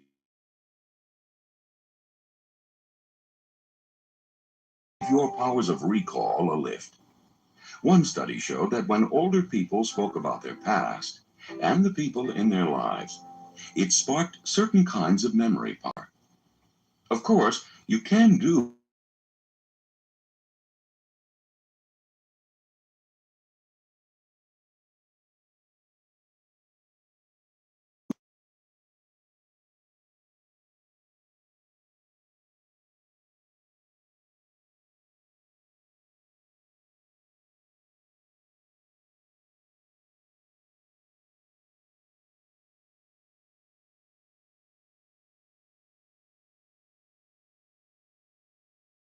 car, for instance.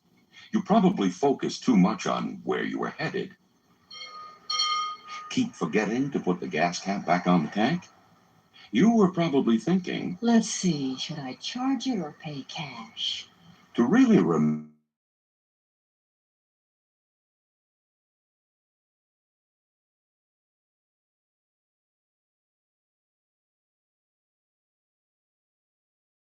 That parking lot that seems to swallow up cars like the Bermuda Triangle, examine it consciously. Let every landmark be stored in those data.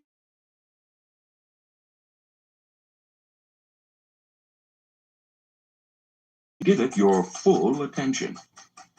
Not while You're kidding! Frank said that? talking on the phone.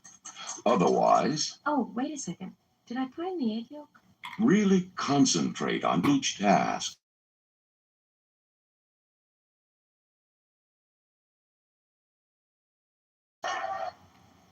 There. But you're not done yet. You need to be sure that what you want to record is deeply processed in your brain. And the deeper, the better. Start by deepening your short-term memory, the one that holds us.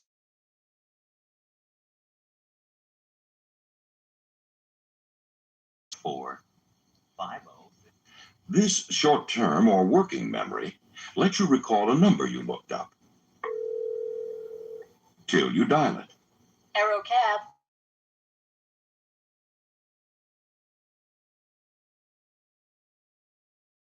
Like the digits in a phone number or zip code, using your short-term memory.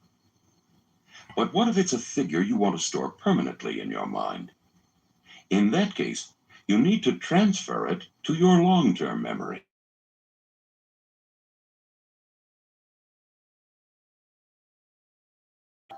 That goes all the way back in time. Long-term memory covers everything from your first kiss to how to tie your shoes. Once stored in your long-term bank, these memories remain with you, safe and sound.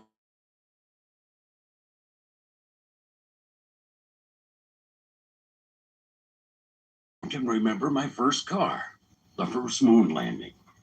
But darn it, why can't I remember what I had for breakfast this morning? The answer is simple. Meaningful or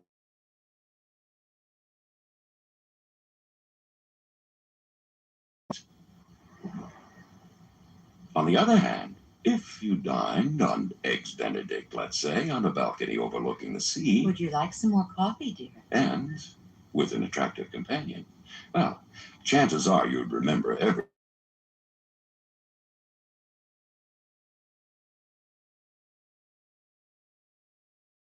The idea, then, is to make your memories as colorful as possible.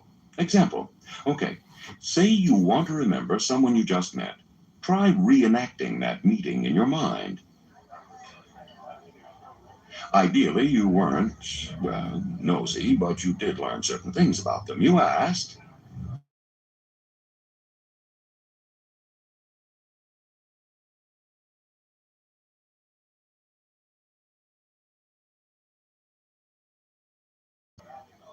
I'm glad Bob introduced us. Have you known him very long? It's a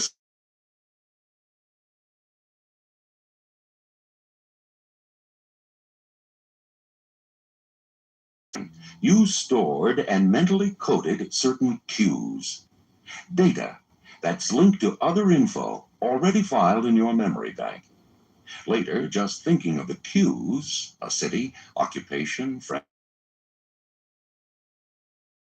person you met. There's some evidence, in fact, that association may change the neurochemical structure of the brain. Of course, remembering this way is not a new idea. The ancient Greeks used association to help them recall long speeches and stories.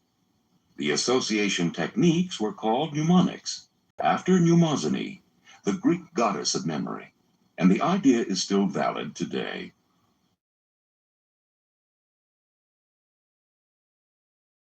Dominantly verbal.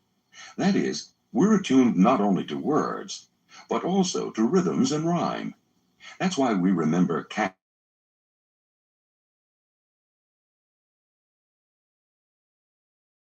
And who can forget? 30 days have September, April, June, and November. All the rest have 30. For recalling the number of days in a month. Do names give you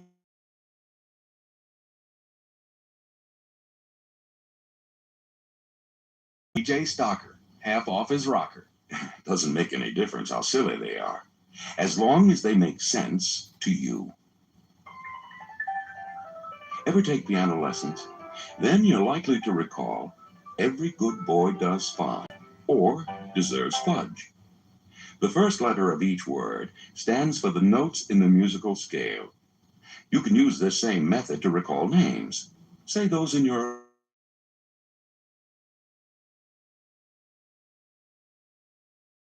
Geraldine and Sandy. How about most cats eat dinner generally at 7? No? Well, I think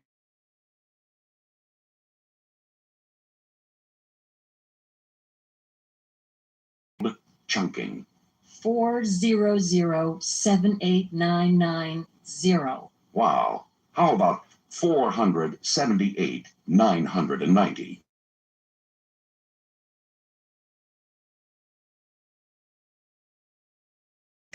Is one of the most powerful of memory tools. Research shows that when something is shown in a visually distinctive way, it stays in the mind longer. Try using your mind as a camera. Need to recall 33F? Maybe it's your seat at a ball game. Imagine a seat with 33 frogs sitting on it. All wearing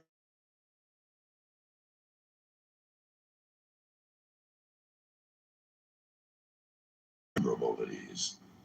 A super memory, you've got to look, listen, associate.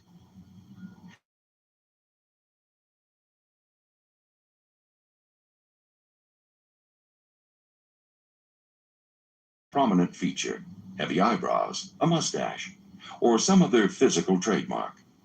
Next, listen.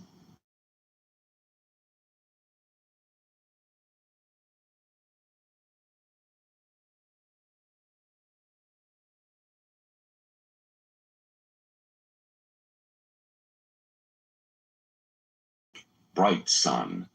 Okay, now the third part. Associate. Connect the outstanding feature with what the name reminds you of. How about a bright sun with a mustache or heavy eyebrows? That's okay, let your thoughts run wild.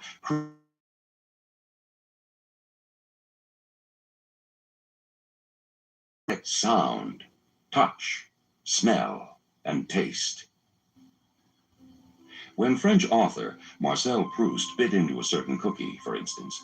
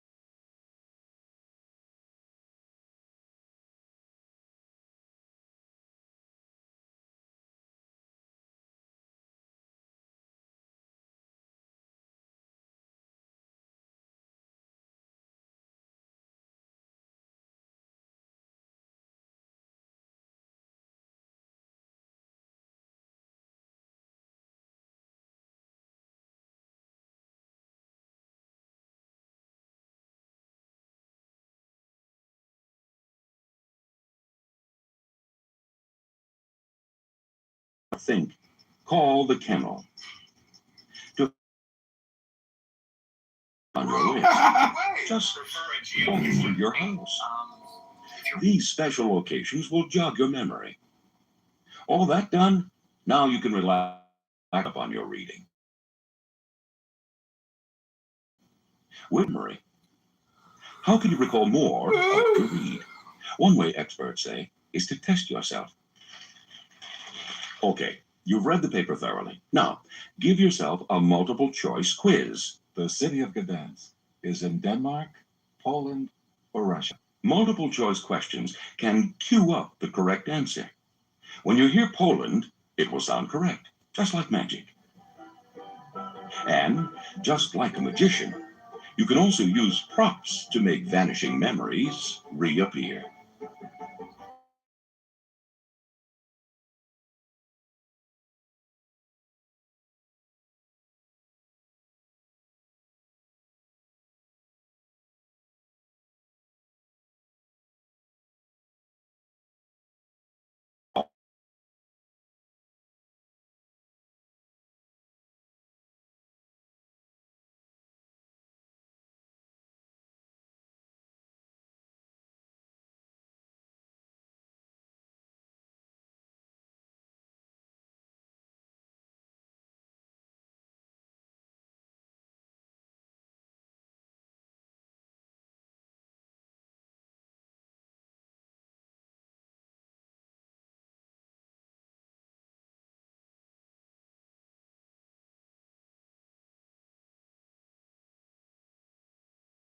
You need to stop, listen, associate, and use little tricks here and there when needed.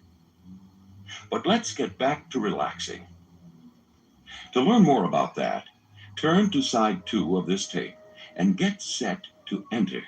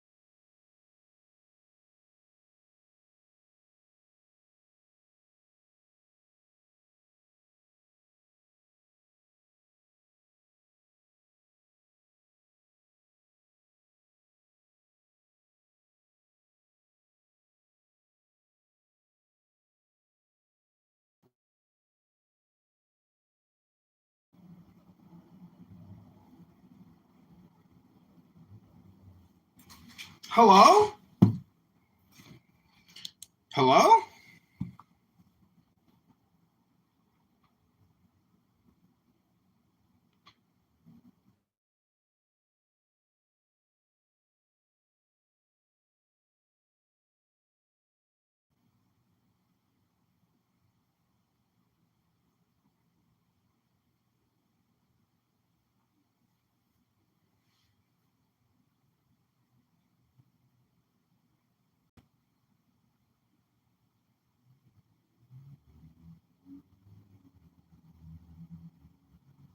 Guard talking about he want that man ain't never wanted in the head. Nah, you know that man never wanted another kid. So it genuinely caught me off guard.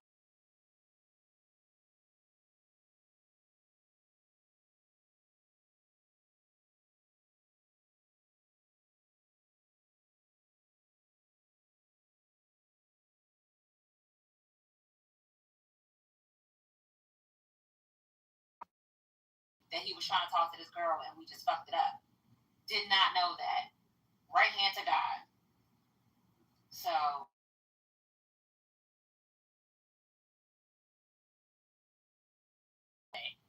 I mean, I didn't think about it though, because I'm just thinking like, who would be that? You know what I'm saying? Like, saying? So who would be that dad? You know what I'm saying? But what? So my question to you then, Shan, well, what? How does that connect to my question to Drew? So what's all the animosity toward Drew? Because he thinks that Drew had told.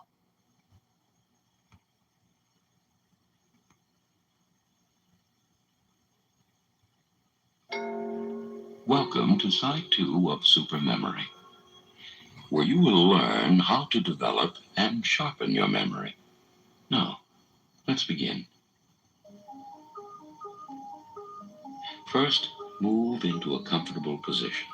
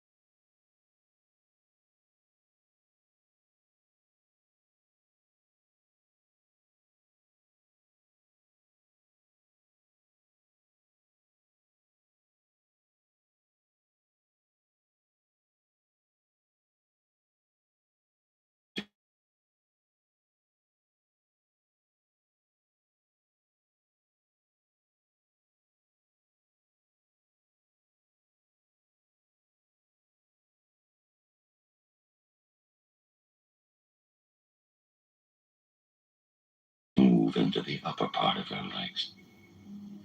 Allow this area to relax. Now, allow the weight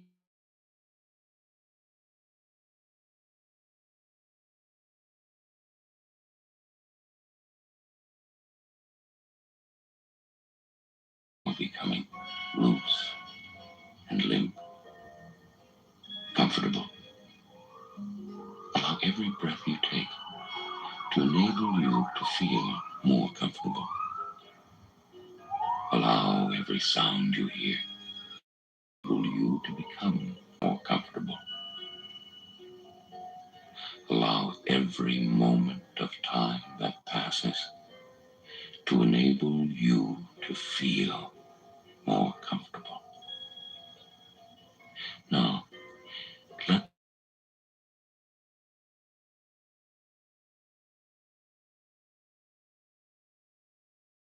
that has become comfortable at this point can even become more comfortable.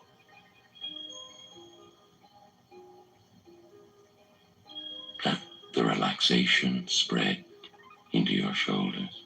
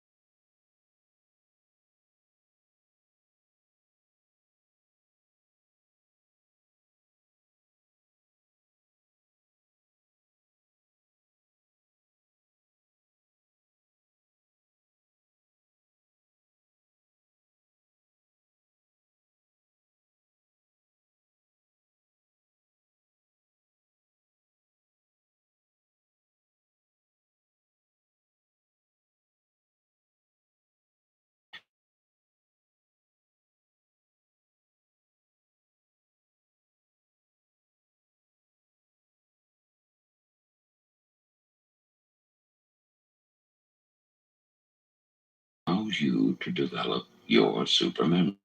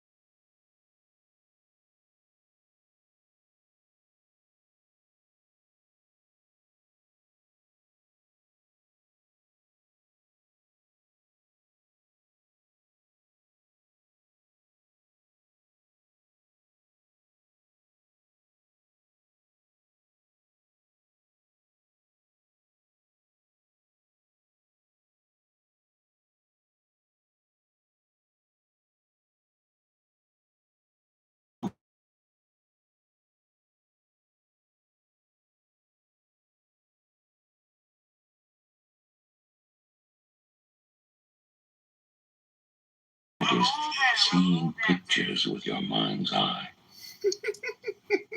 Some of you may not be able to see pictures clearly, but even then, you can imagine the essence.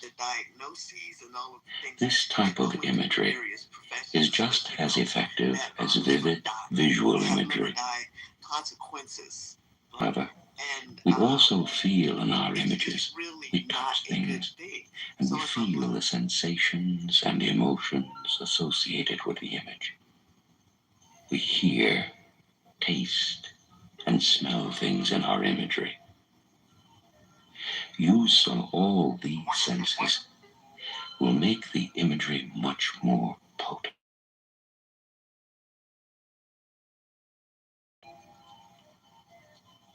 If you have conjuring an image, the following practice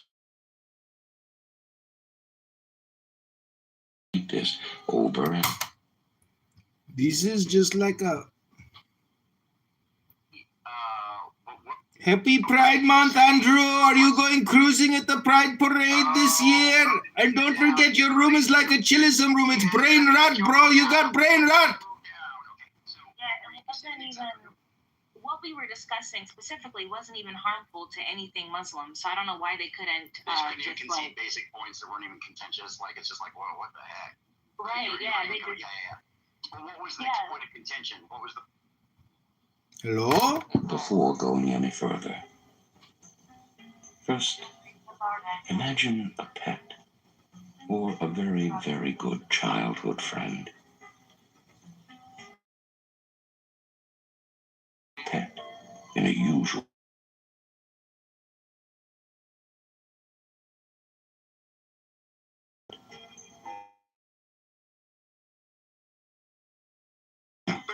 as mentioned before, hear the sounds, touch, and feel. Hey, Teddy Mani, boss bancho, choltinas ho gaya kutte. And smell. Develop an image of the home you now live in. Shut up. Or any home that you've had in the past, that you had particular fondness for. As you were instructed before, look, move around, feel, hear, smell. If there is anything in the house to taste, by all means,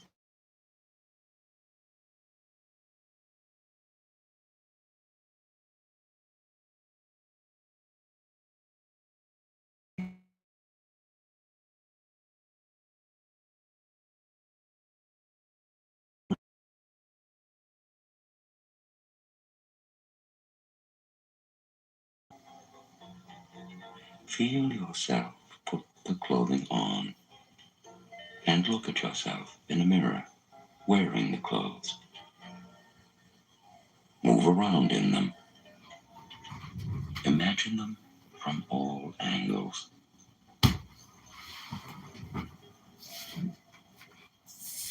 At this time, I would like to lead you through an exercise to help you apply these techniques in a specific, hypothetical situation. Suppose, for example, you are experiencing a typical tip-of-the-tongue episode of forgetfulness, such as introducing someone whose name slipped your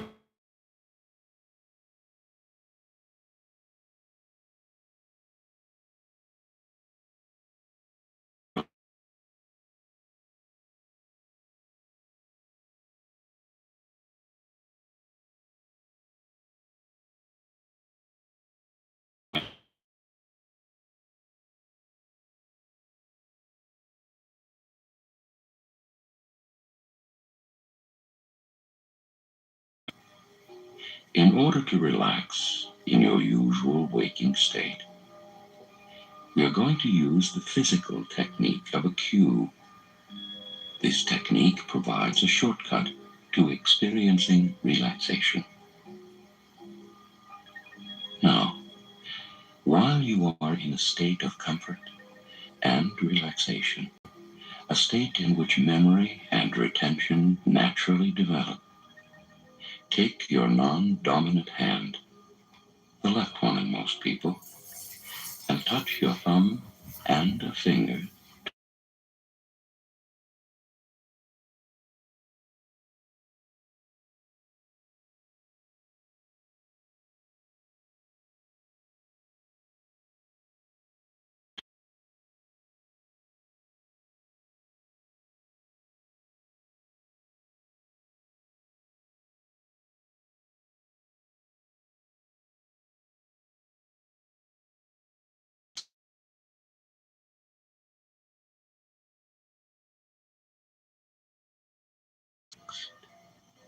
and comfortable.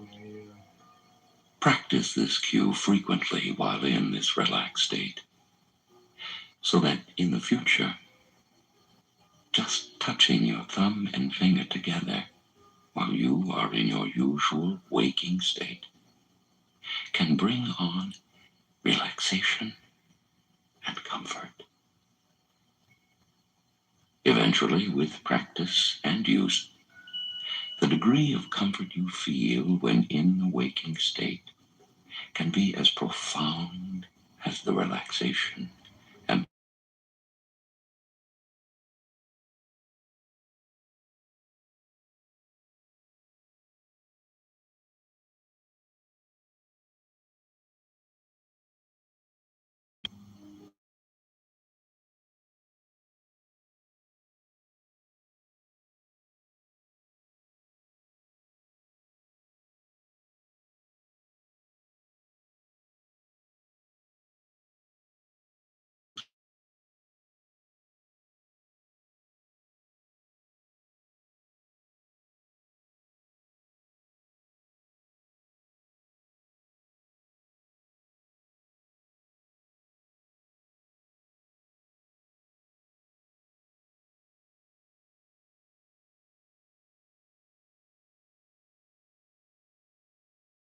at a later time in your usual waking state.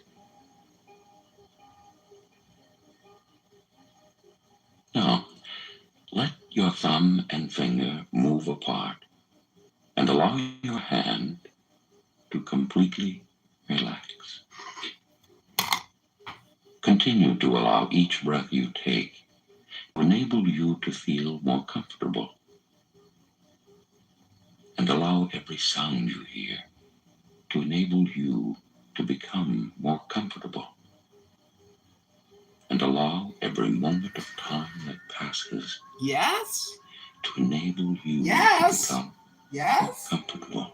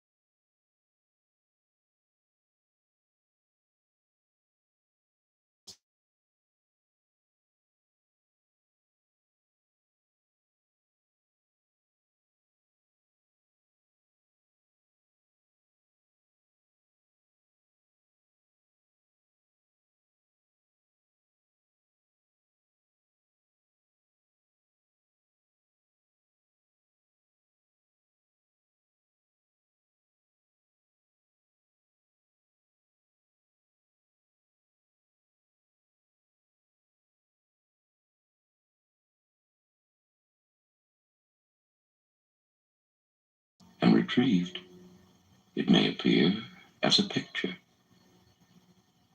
or as a list of foods in the meal.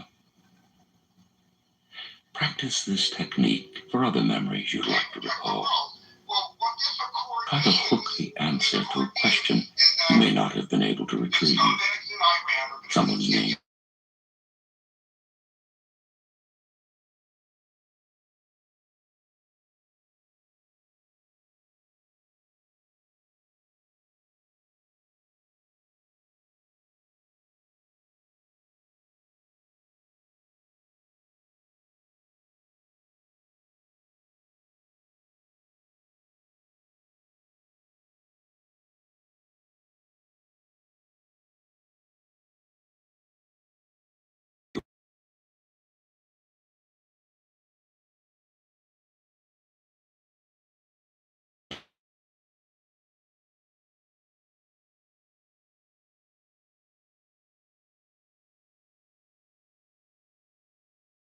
Or it may be in a favorite room in your house.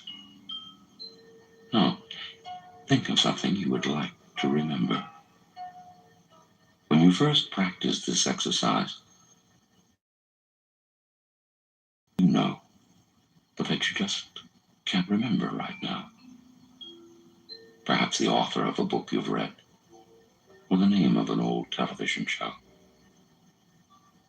Later, you will be able to use this method for things that escape your memory completely. Now, turn the television on, and a hazy image of what you wish to remember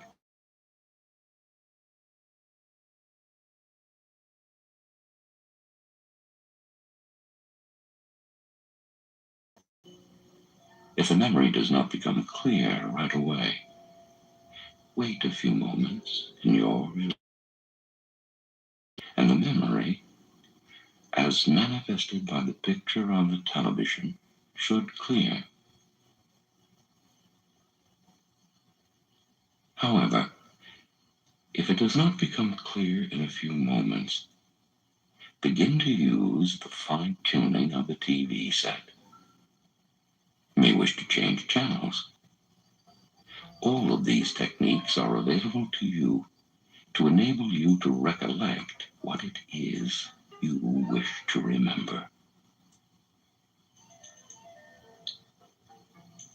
As you spend the last few moments of this exercise fully experiencing this technique of developing supermemory, I am going to repeat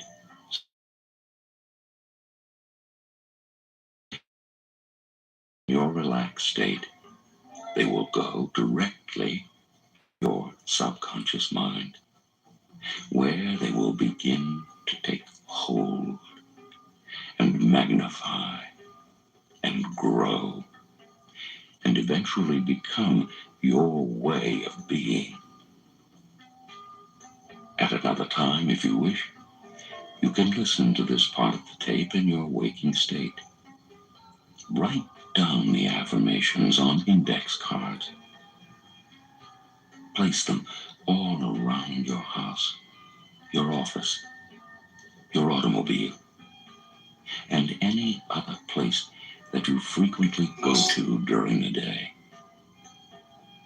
These reminders will reinforce the power of the affirmations you are about to hear.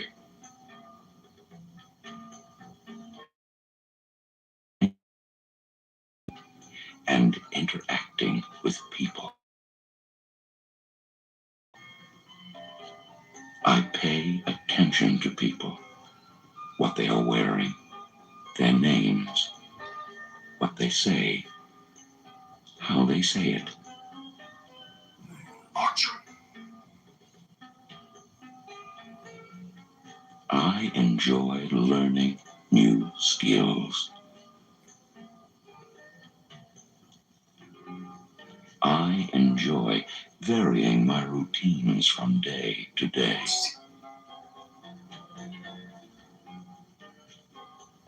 I enjoy challenge.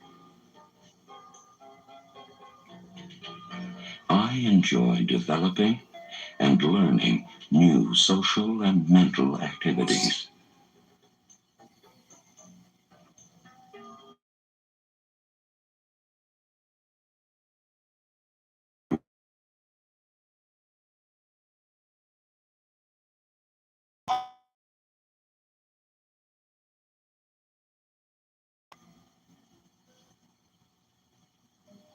I use the cues learned on this tape every day.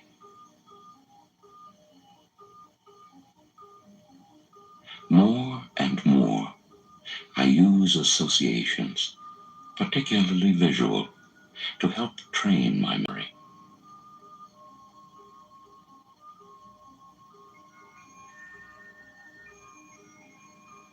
Begin to breathe deeply, bringing energy into your relaxed body with each breath. Oh, he's a doctor. Become aware of all parts of your body. Become aware of your clothing, the room around you.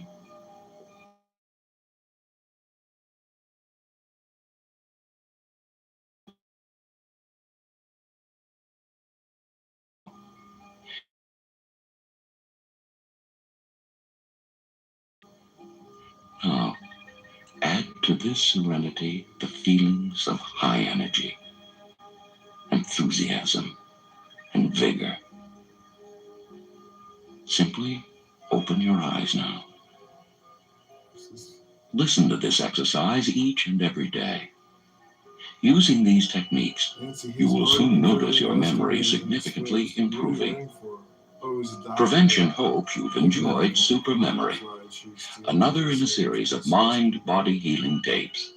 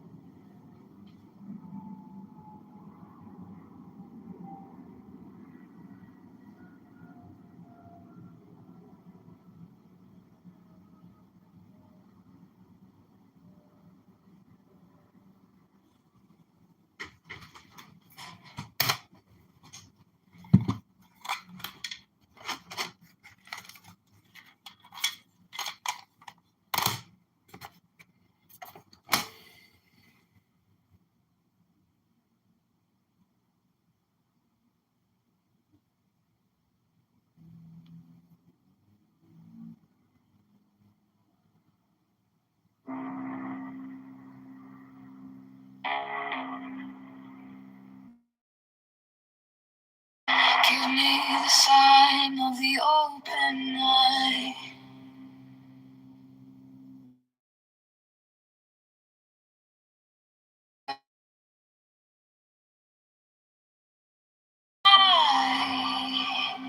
The maddening cry. Open, open. I am awake. The serpent shakes.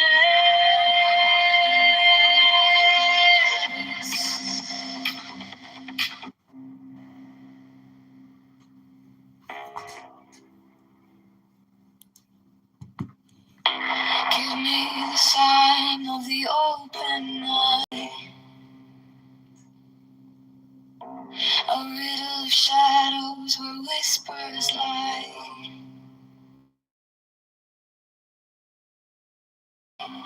The maddening cry.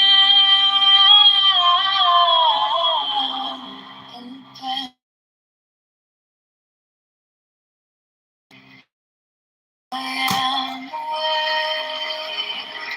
The serpent shakes.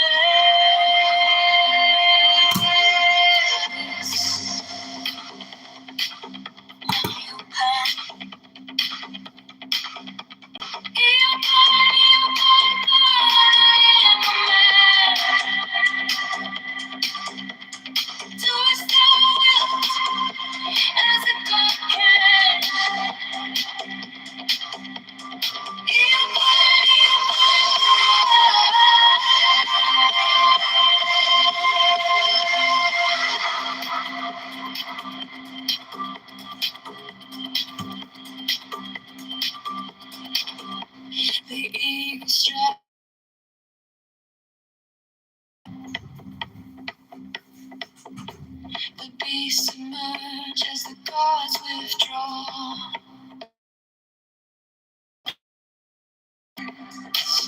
A broken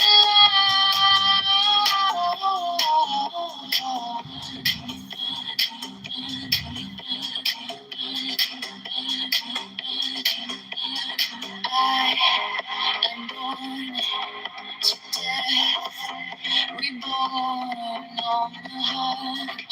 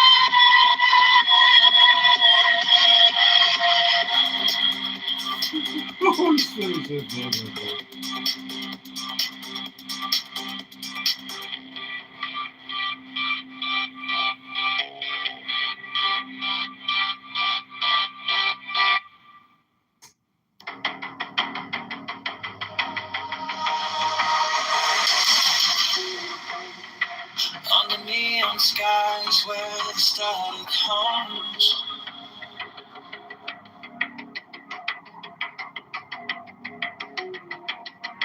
Shadows whisper truths as the bassline drums. Thy will is fire. Tamed. No path is written. No soul is blamed.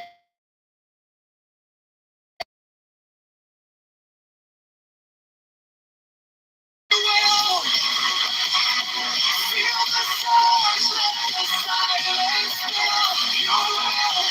On place, it's alive, it's still. Delivered from the lust of the thrill.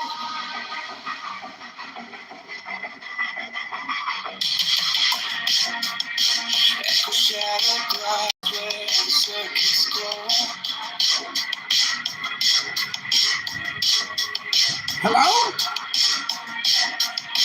The clock ticks slow, but it doesn't show. Hello? No purpose, no tether.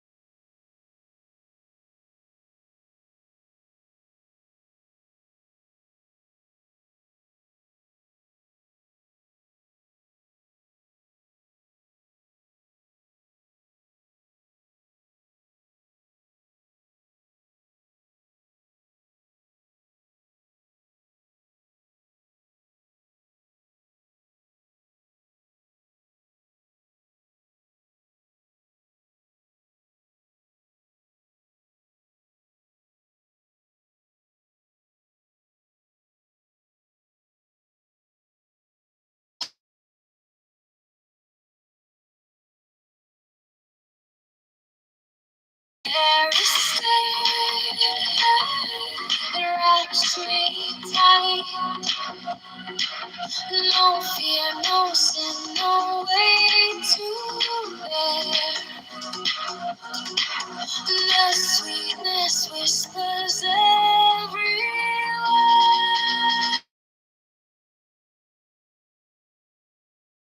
I just feels my veins. Strong rivers wash my chains. No need for gold, no need for fame. This quiet place, it knows my name.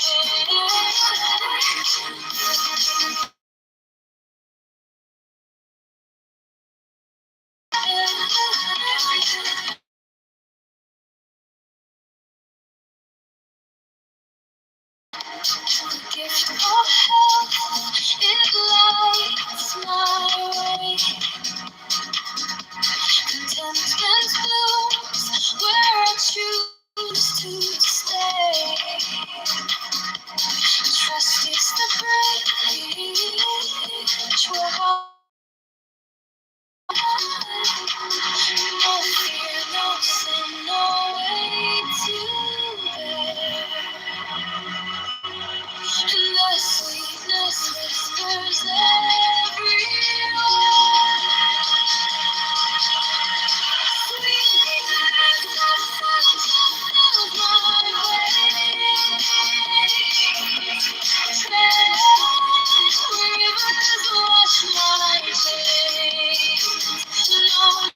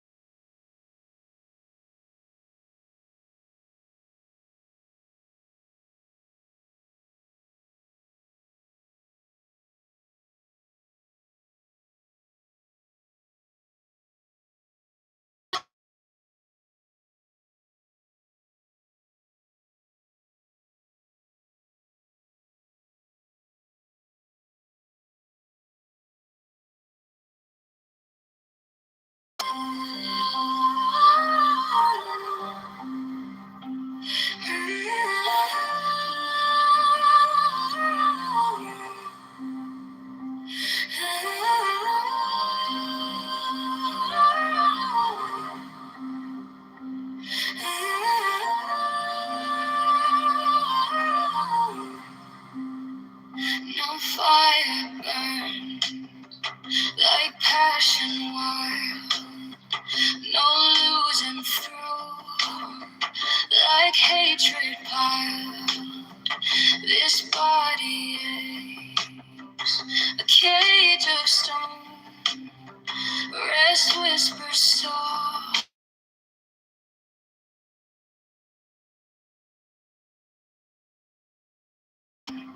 Hunger is the beast.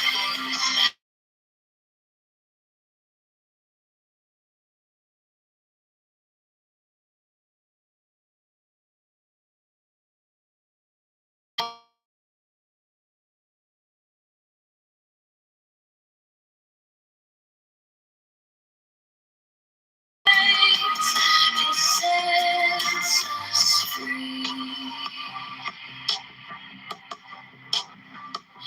Pain walks close, a shadowed friend. Each step we take, it will attend. But joy lies quiet, just out of view. A higher peak, a sky so blue.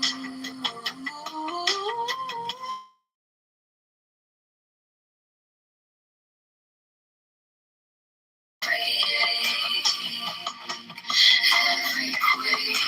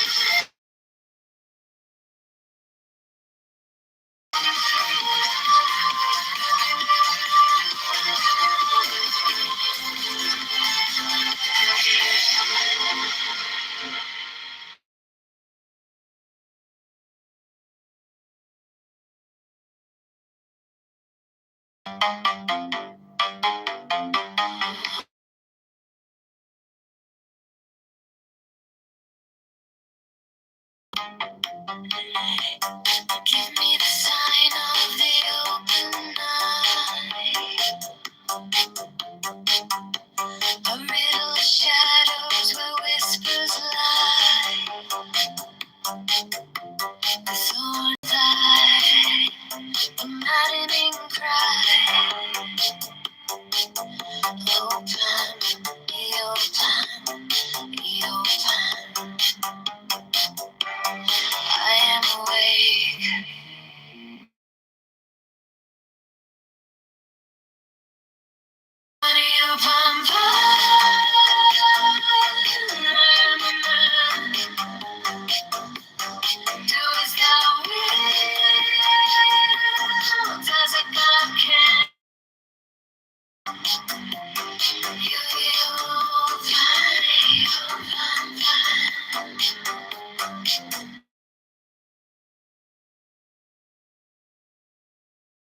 This jagged claw,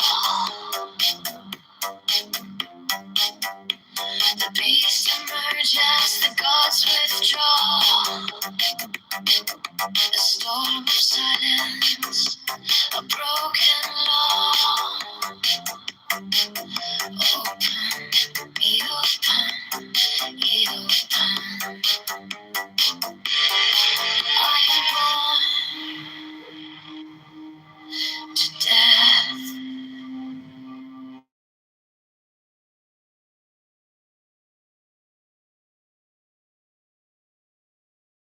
I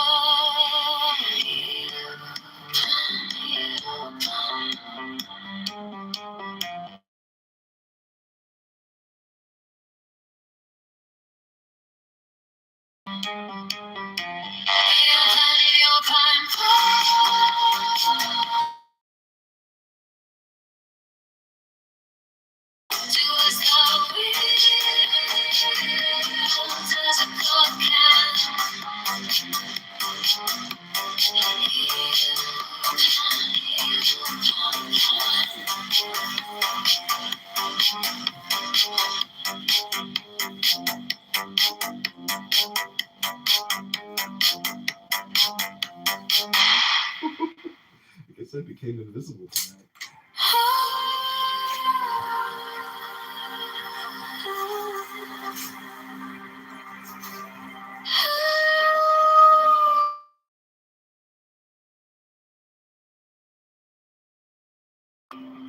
By the mystical union, the fairy and fawn,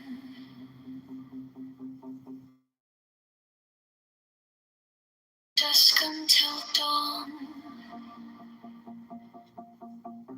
unspoken noise.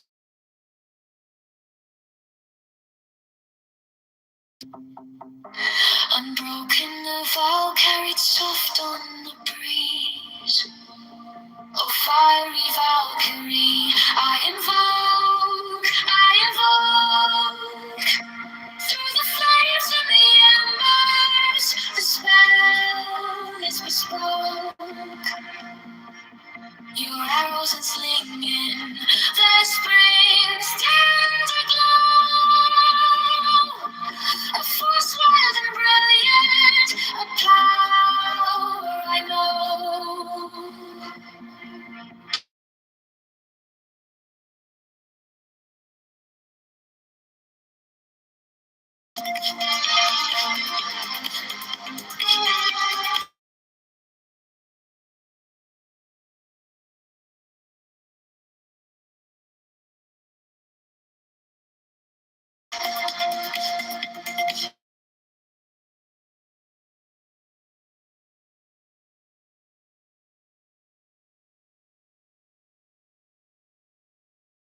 Union of hearts left unsown.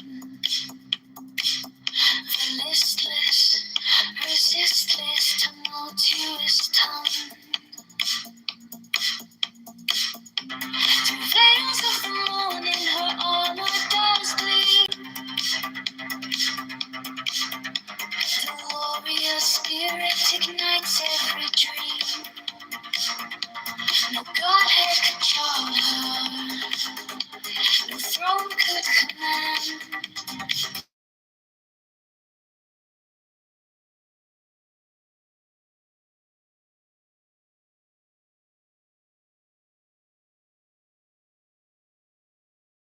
Fire does burn, a goddess of spring.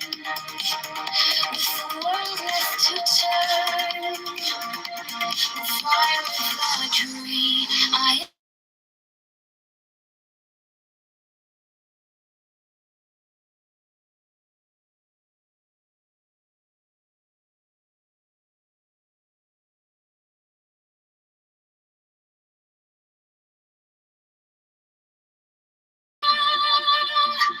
A force wild and brilliant, a power I know.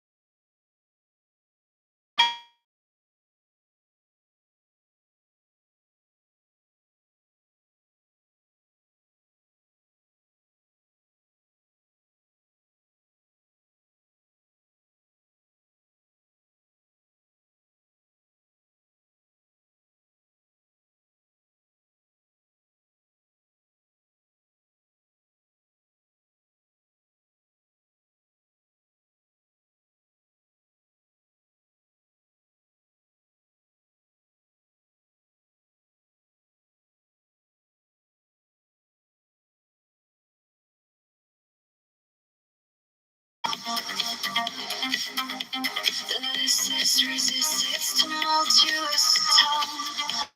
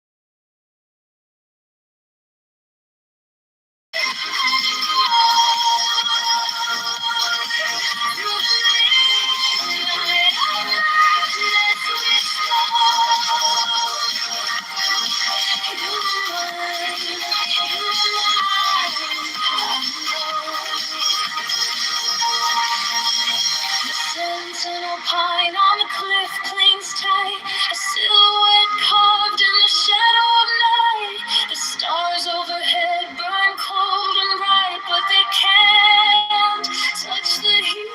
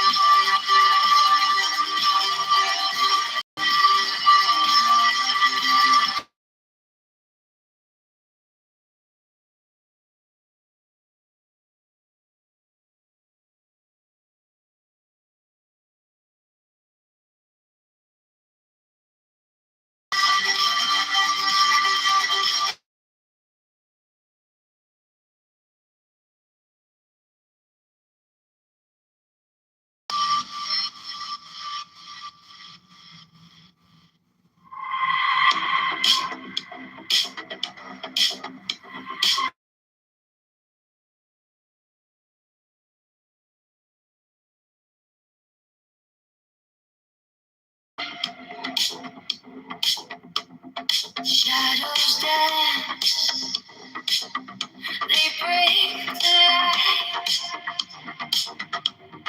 Echoes hum, the stars ignite. I was yours, you were mine. A spell woven in.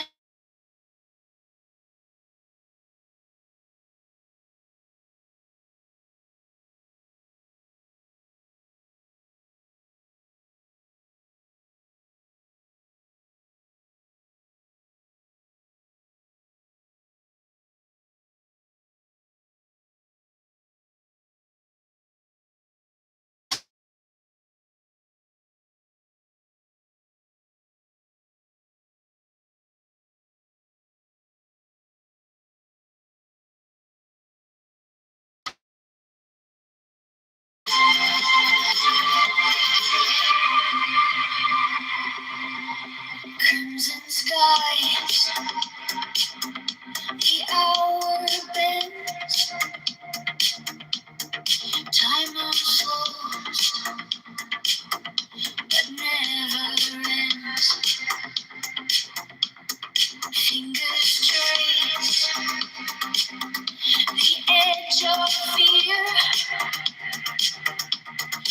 Your voice lingers, sharp and clear.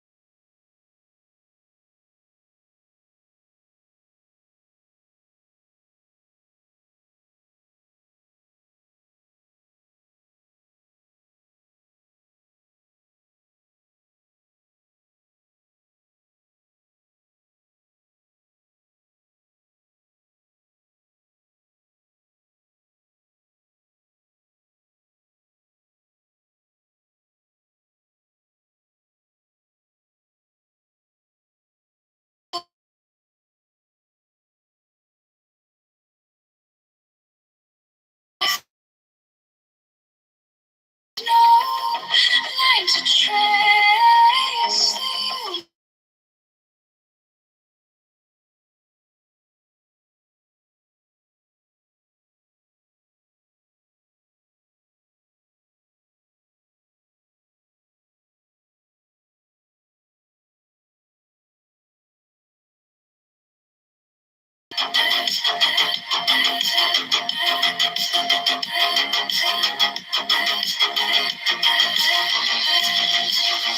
Beyond the stretch, beyond the fray, no more labels, no more names. And there, they are the same, infinite play.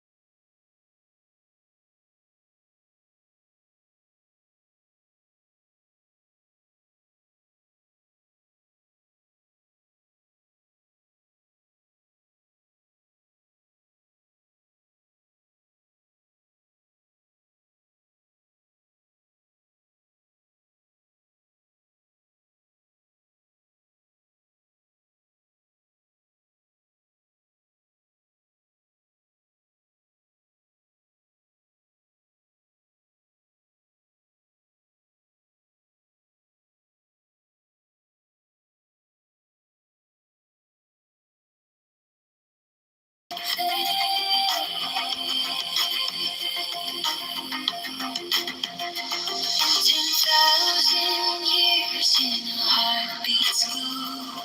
No coming, no going, no need.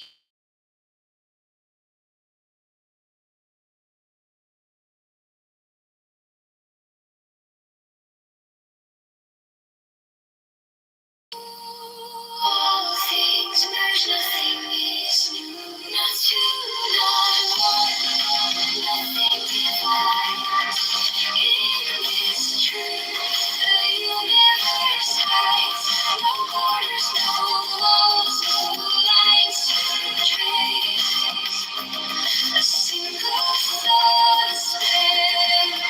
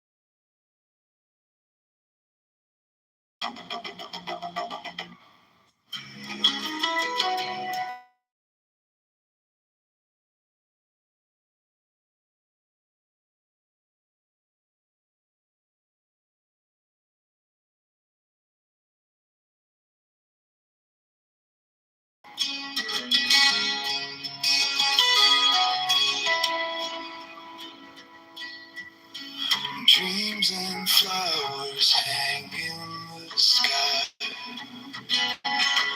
Reach to hold them, they float on by. Grasping shadows, it makes no sense.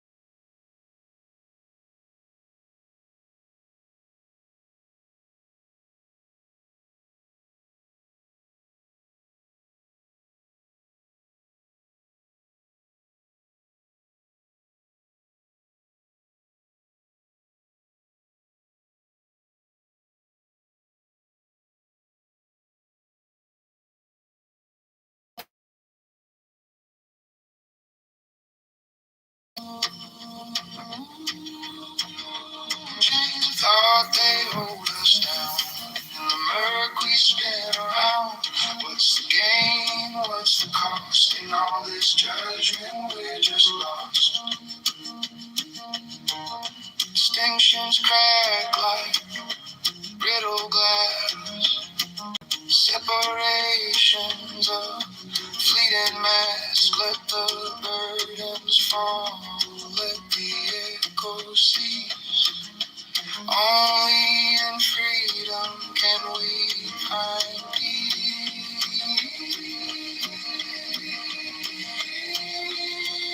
Chains of thought, they hold us down. In the murk we spin around. What's the gain? What's the cost? In all this judgment, we're just lost.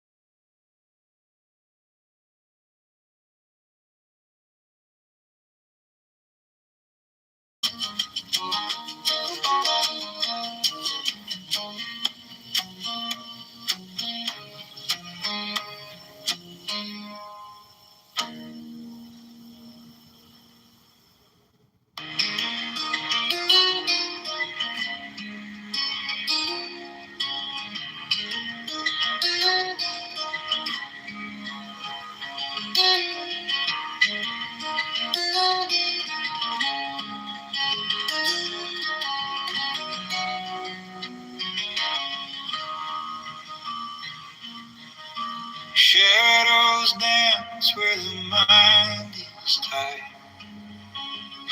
Truth hides deep where the echo.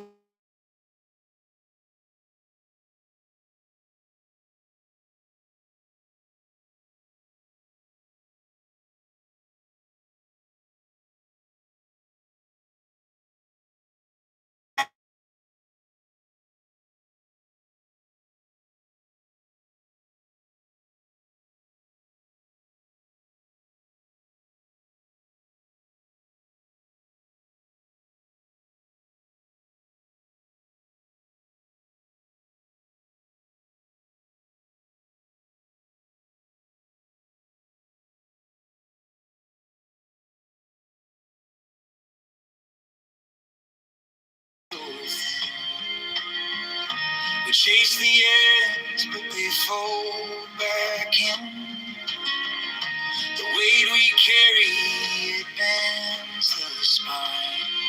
But who's to say what's yours or mine? What's the point of walls we build? Do they protect or get us killed? Chains of thought, they hold us down. In the murk we spin around. What's the gain? What's the cost in all this judgment? We're just lost.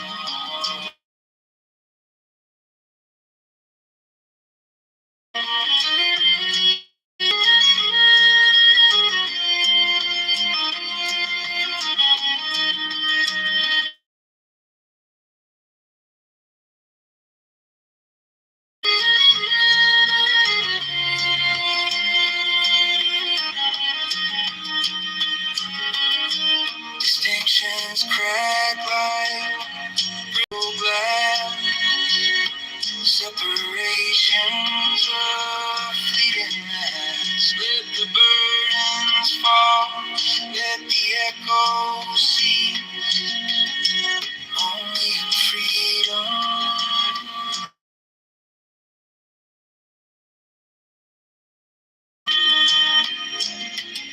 Can we find peace?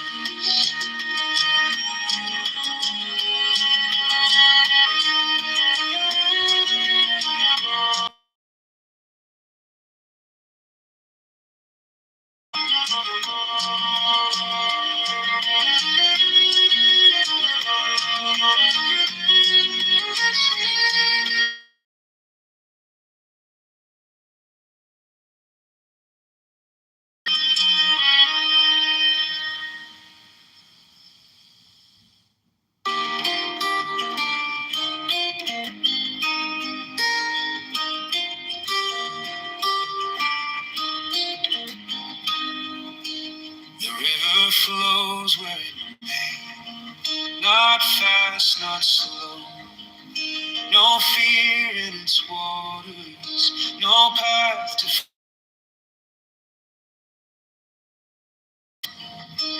no need to grow. Rush like the wind, chasing the sky.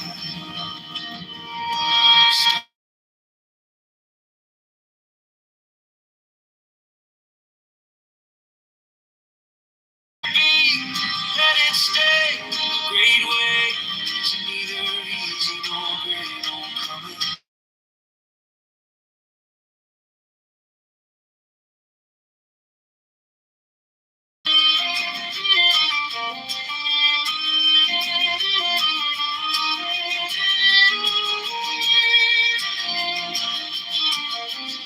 Cling to nothing, not even the dawn. The tighter you grip, the quicker it's gone.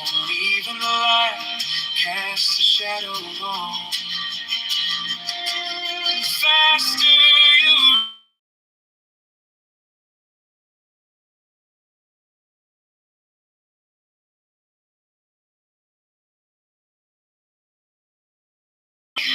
let it stay.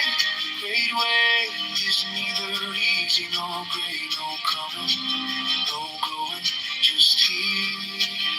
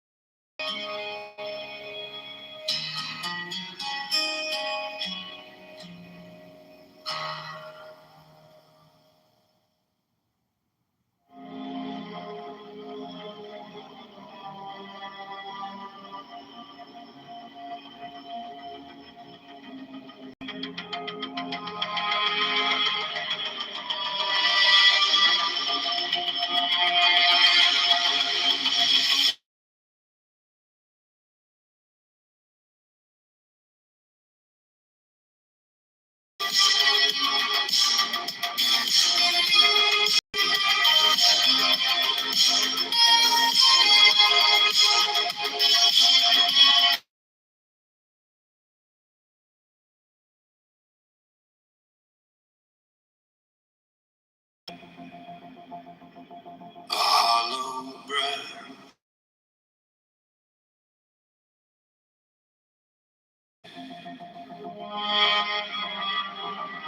The clock falls. forgets to take its time. This world unravels line by line.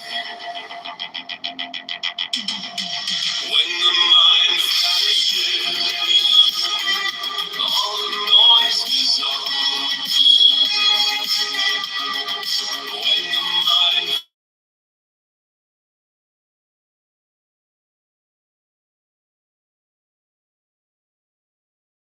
goes silent, where we rest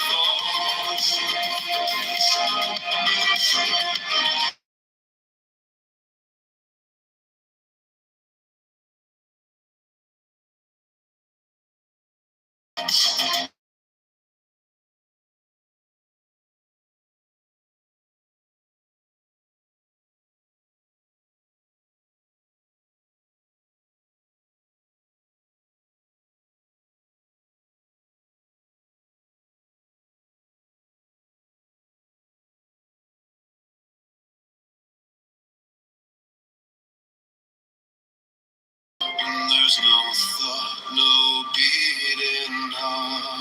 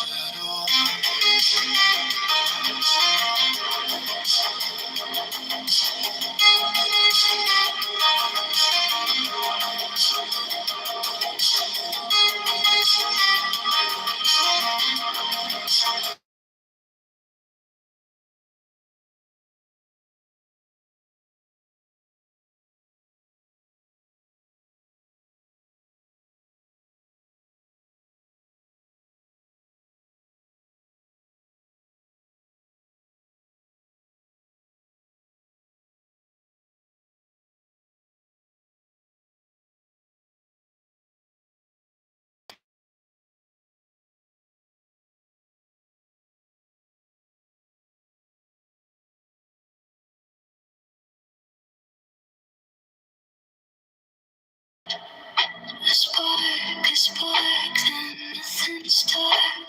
Trace of this and that, right or wrong, it falls flat.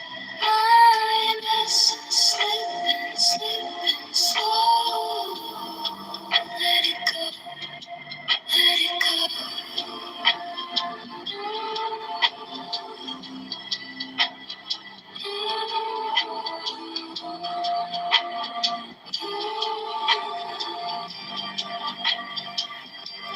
Opinions fold like paper cranes, fragile wings they soak in rain. You hold too tight, it tears apart.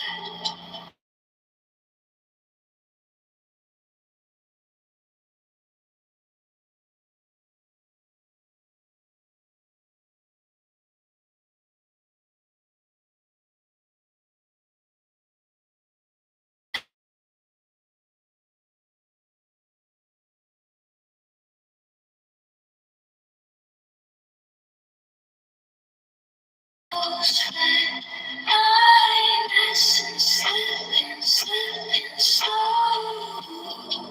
Let it go, let it go.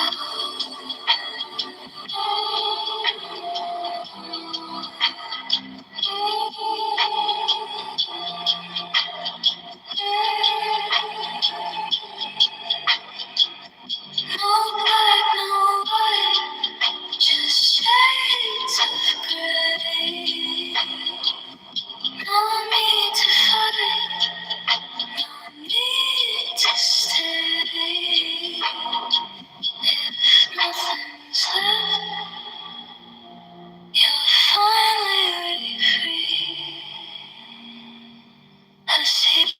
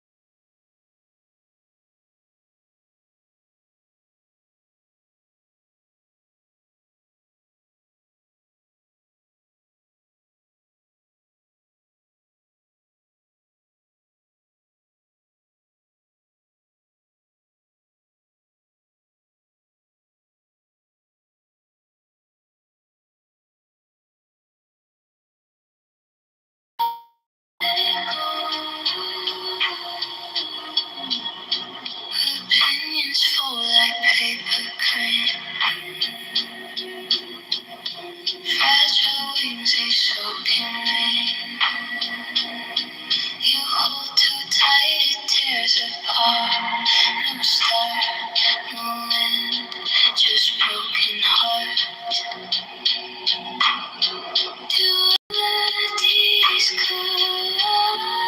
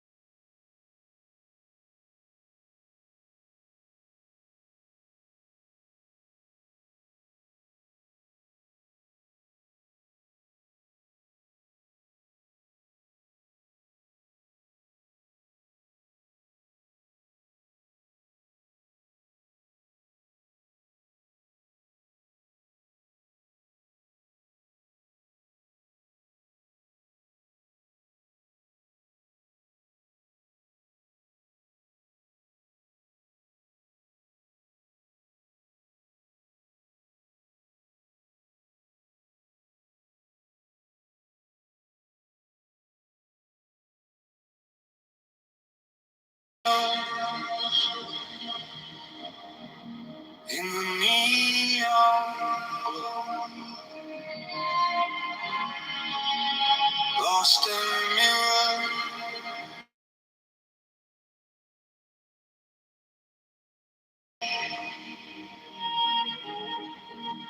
empty streets, they hum inside.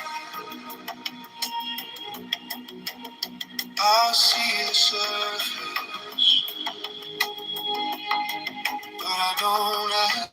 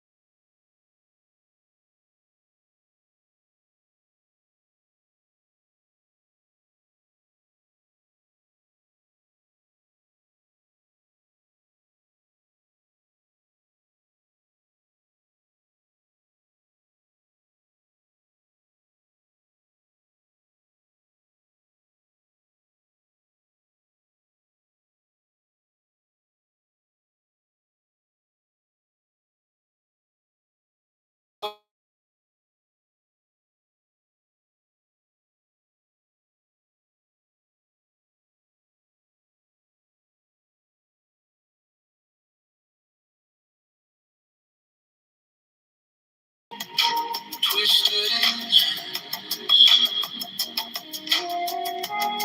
we touch the glass,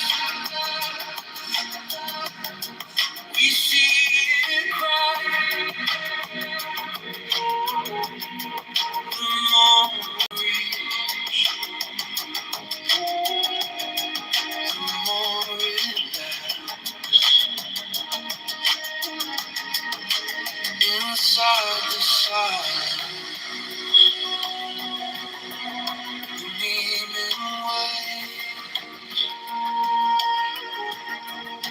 through every shadow.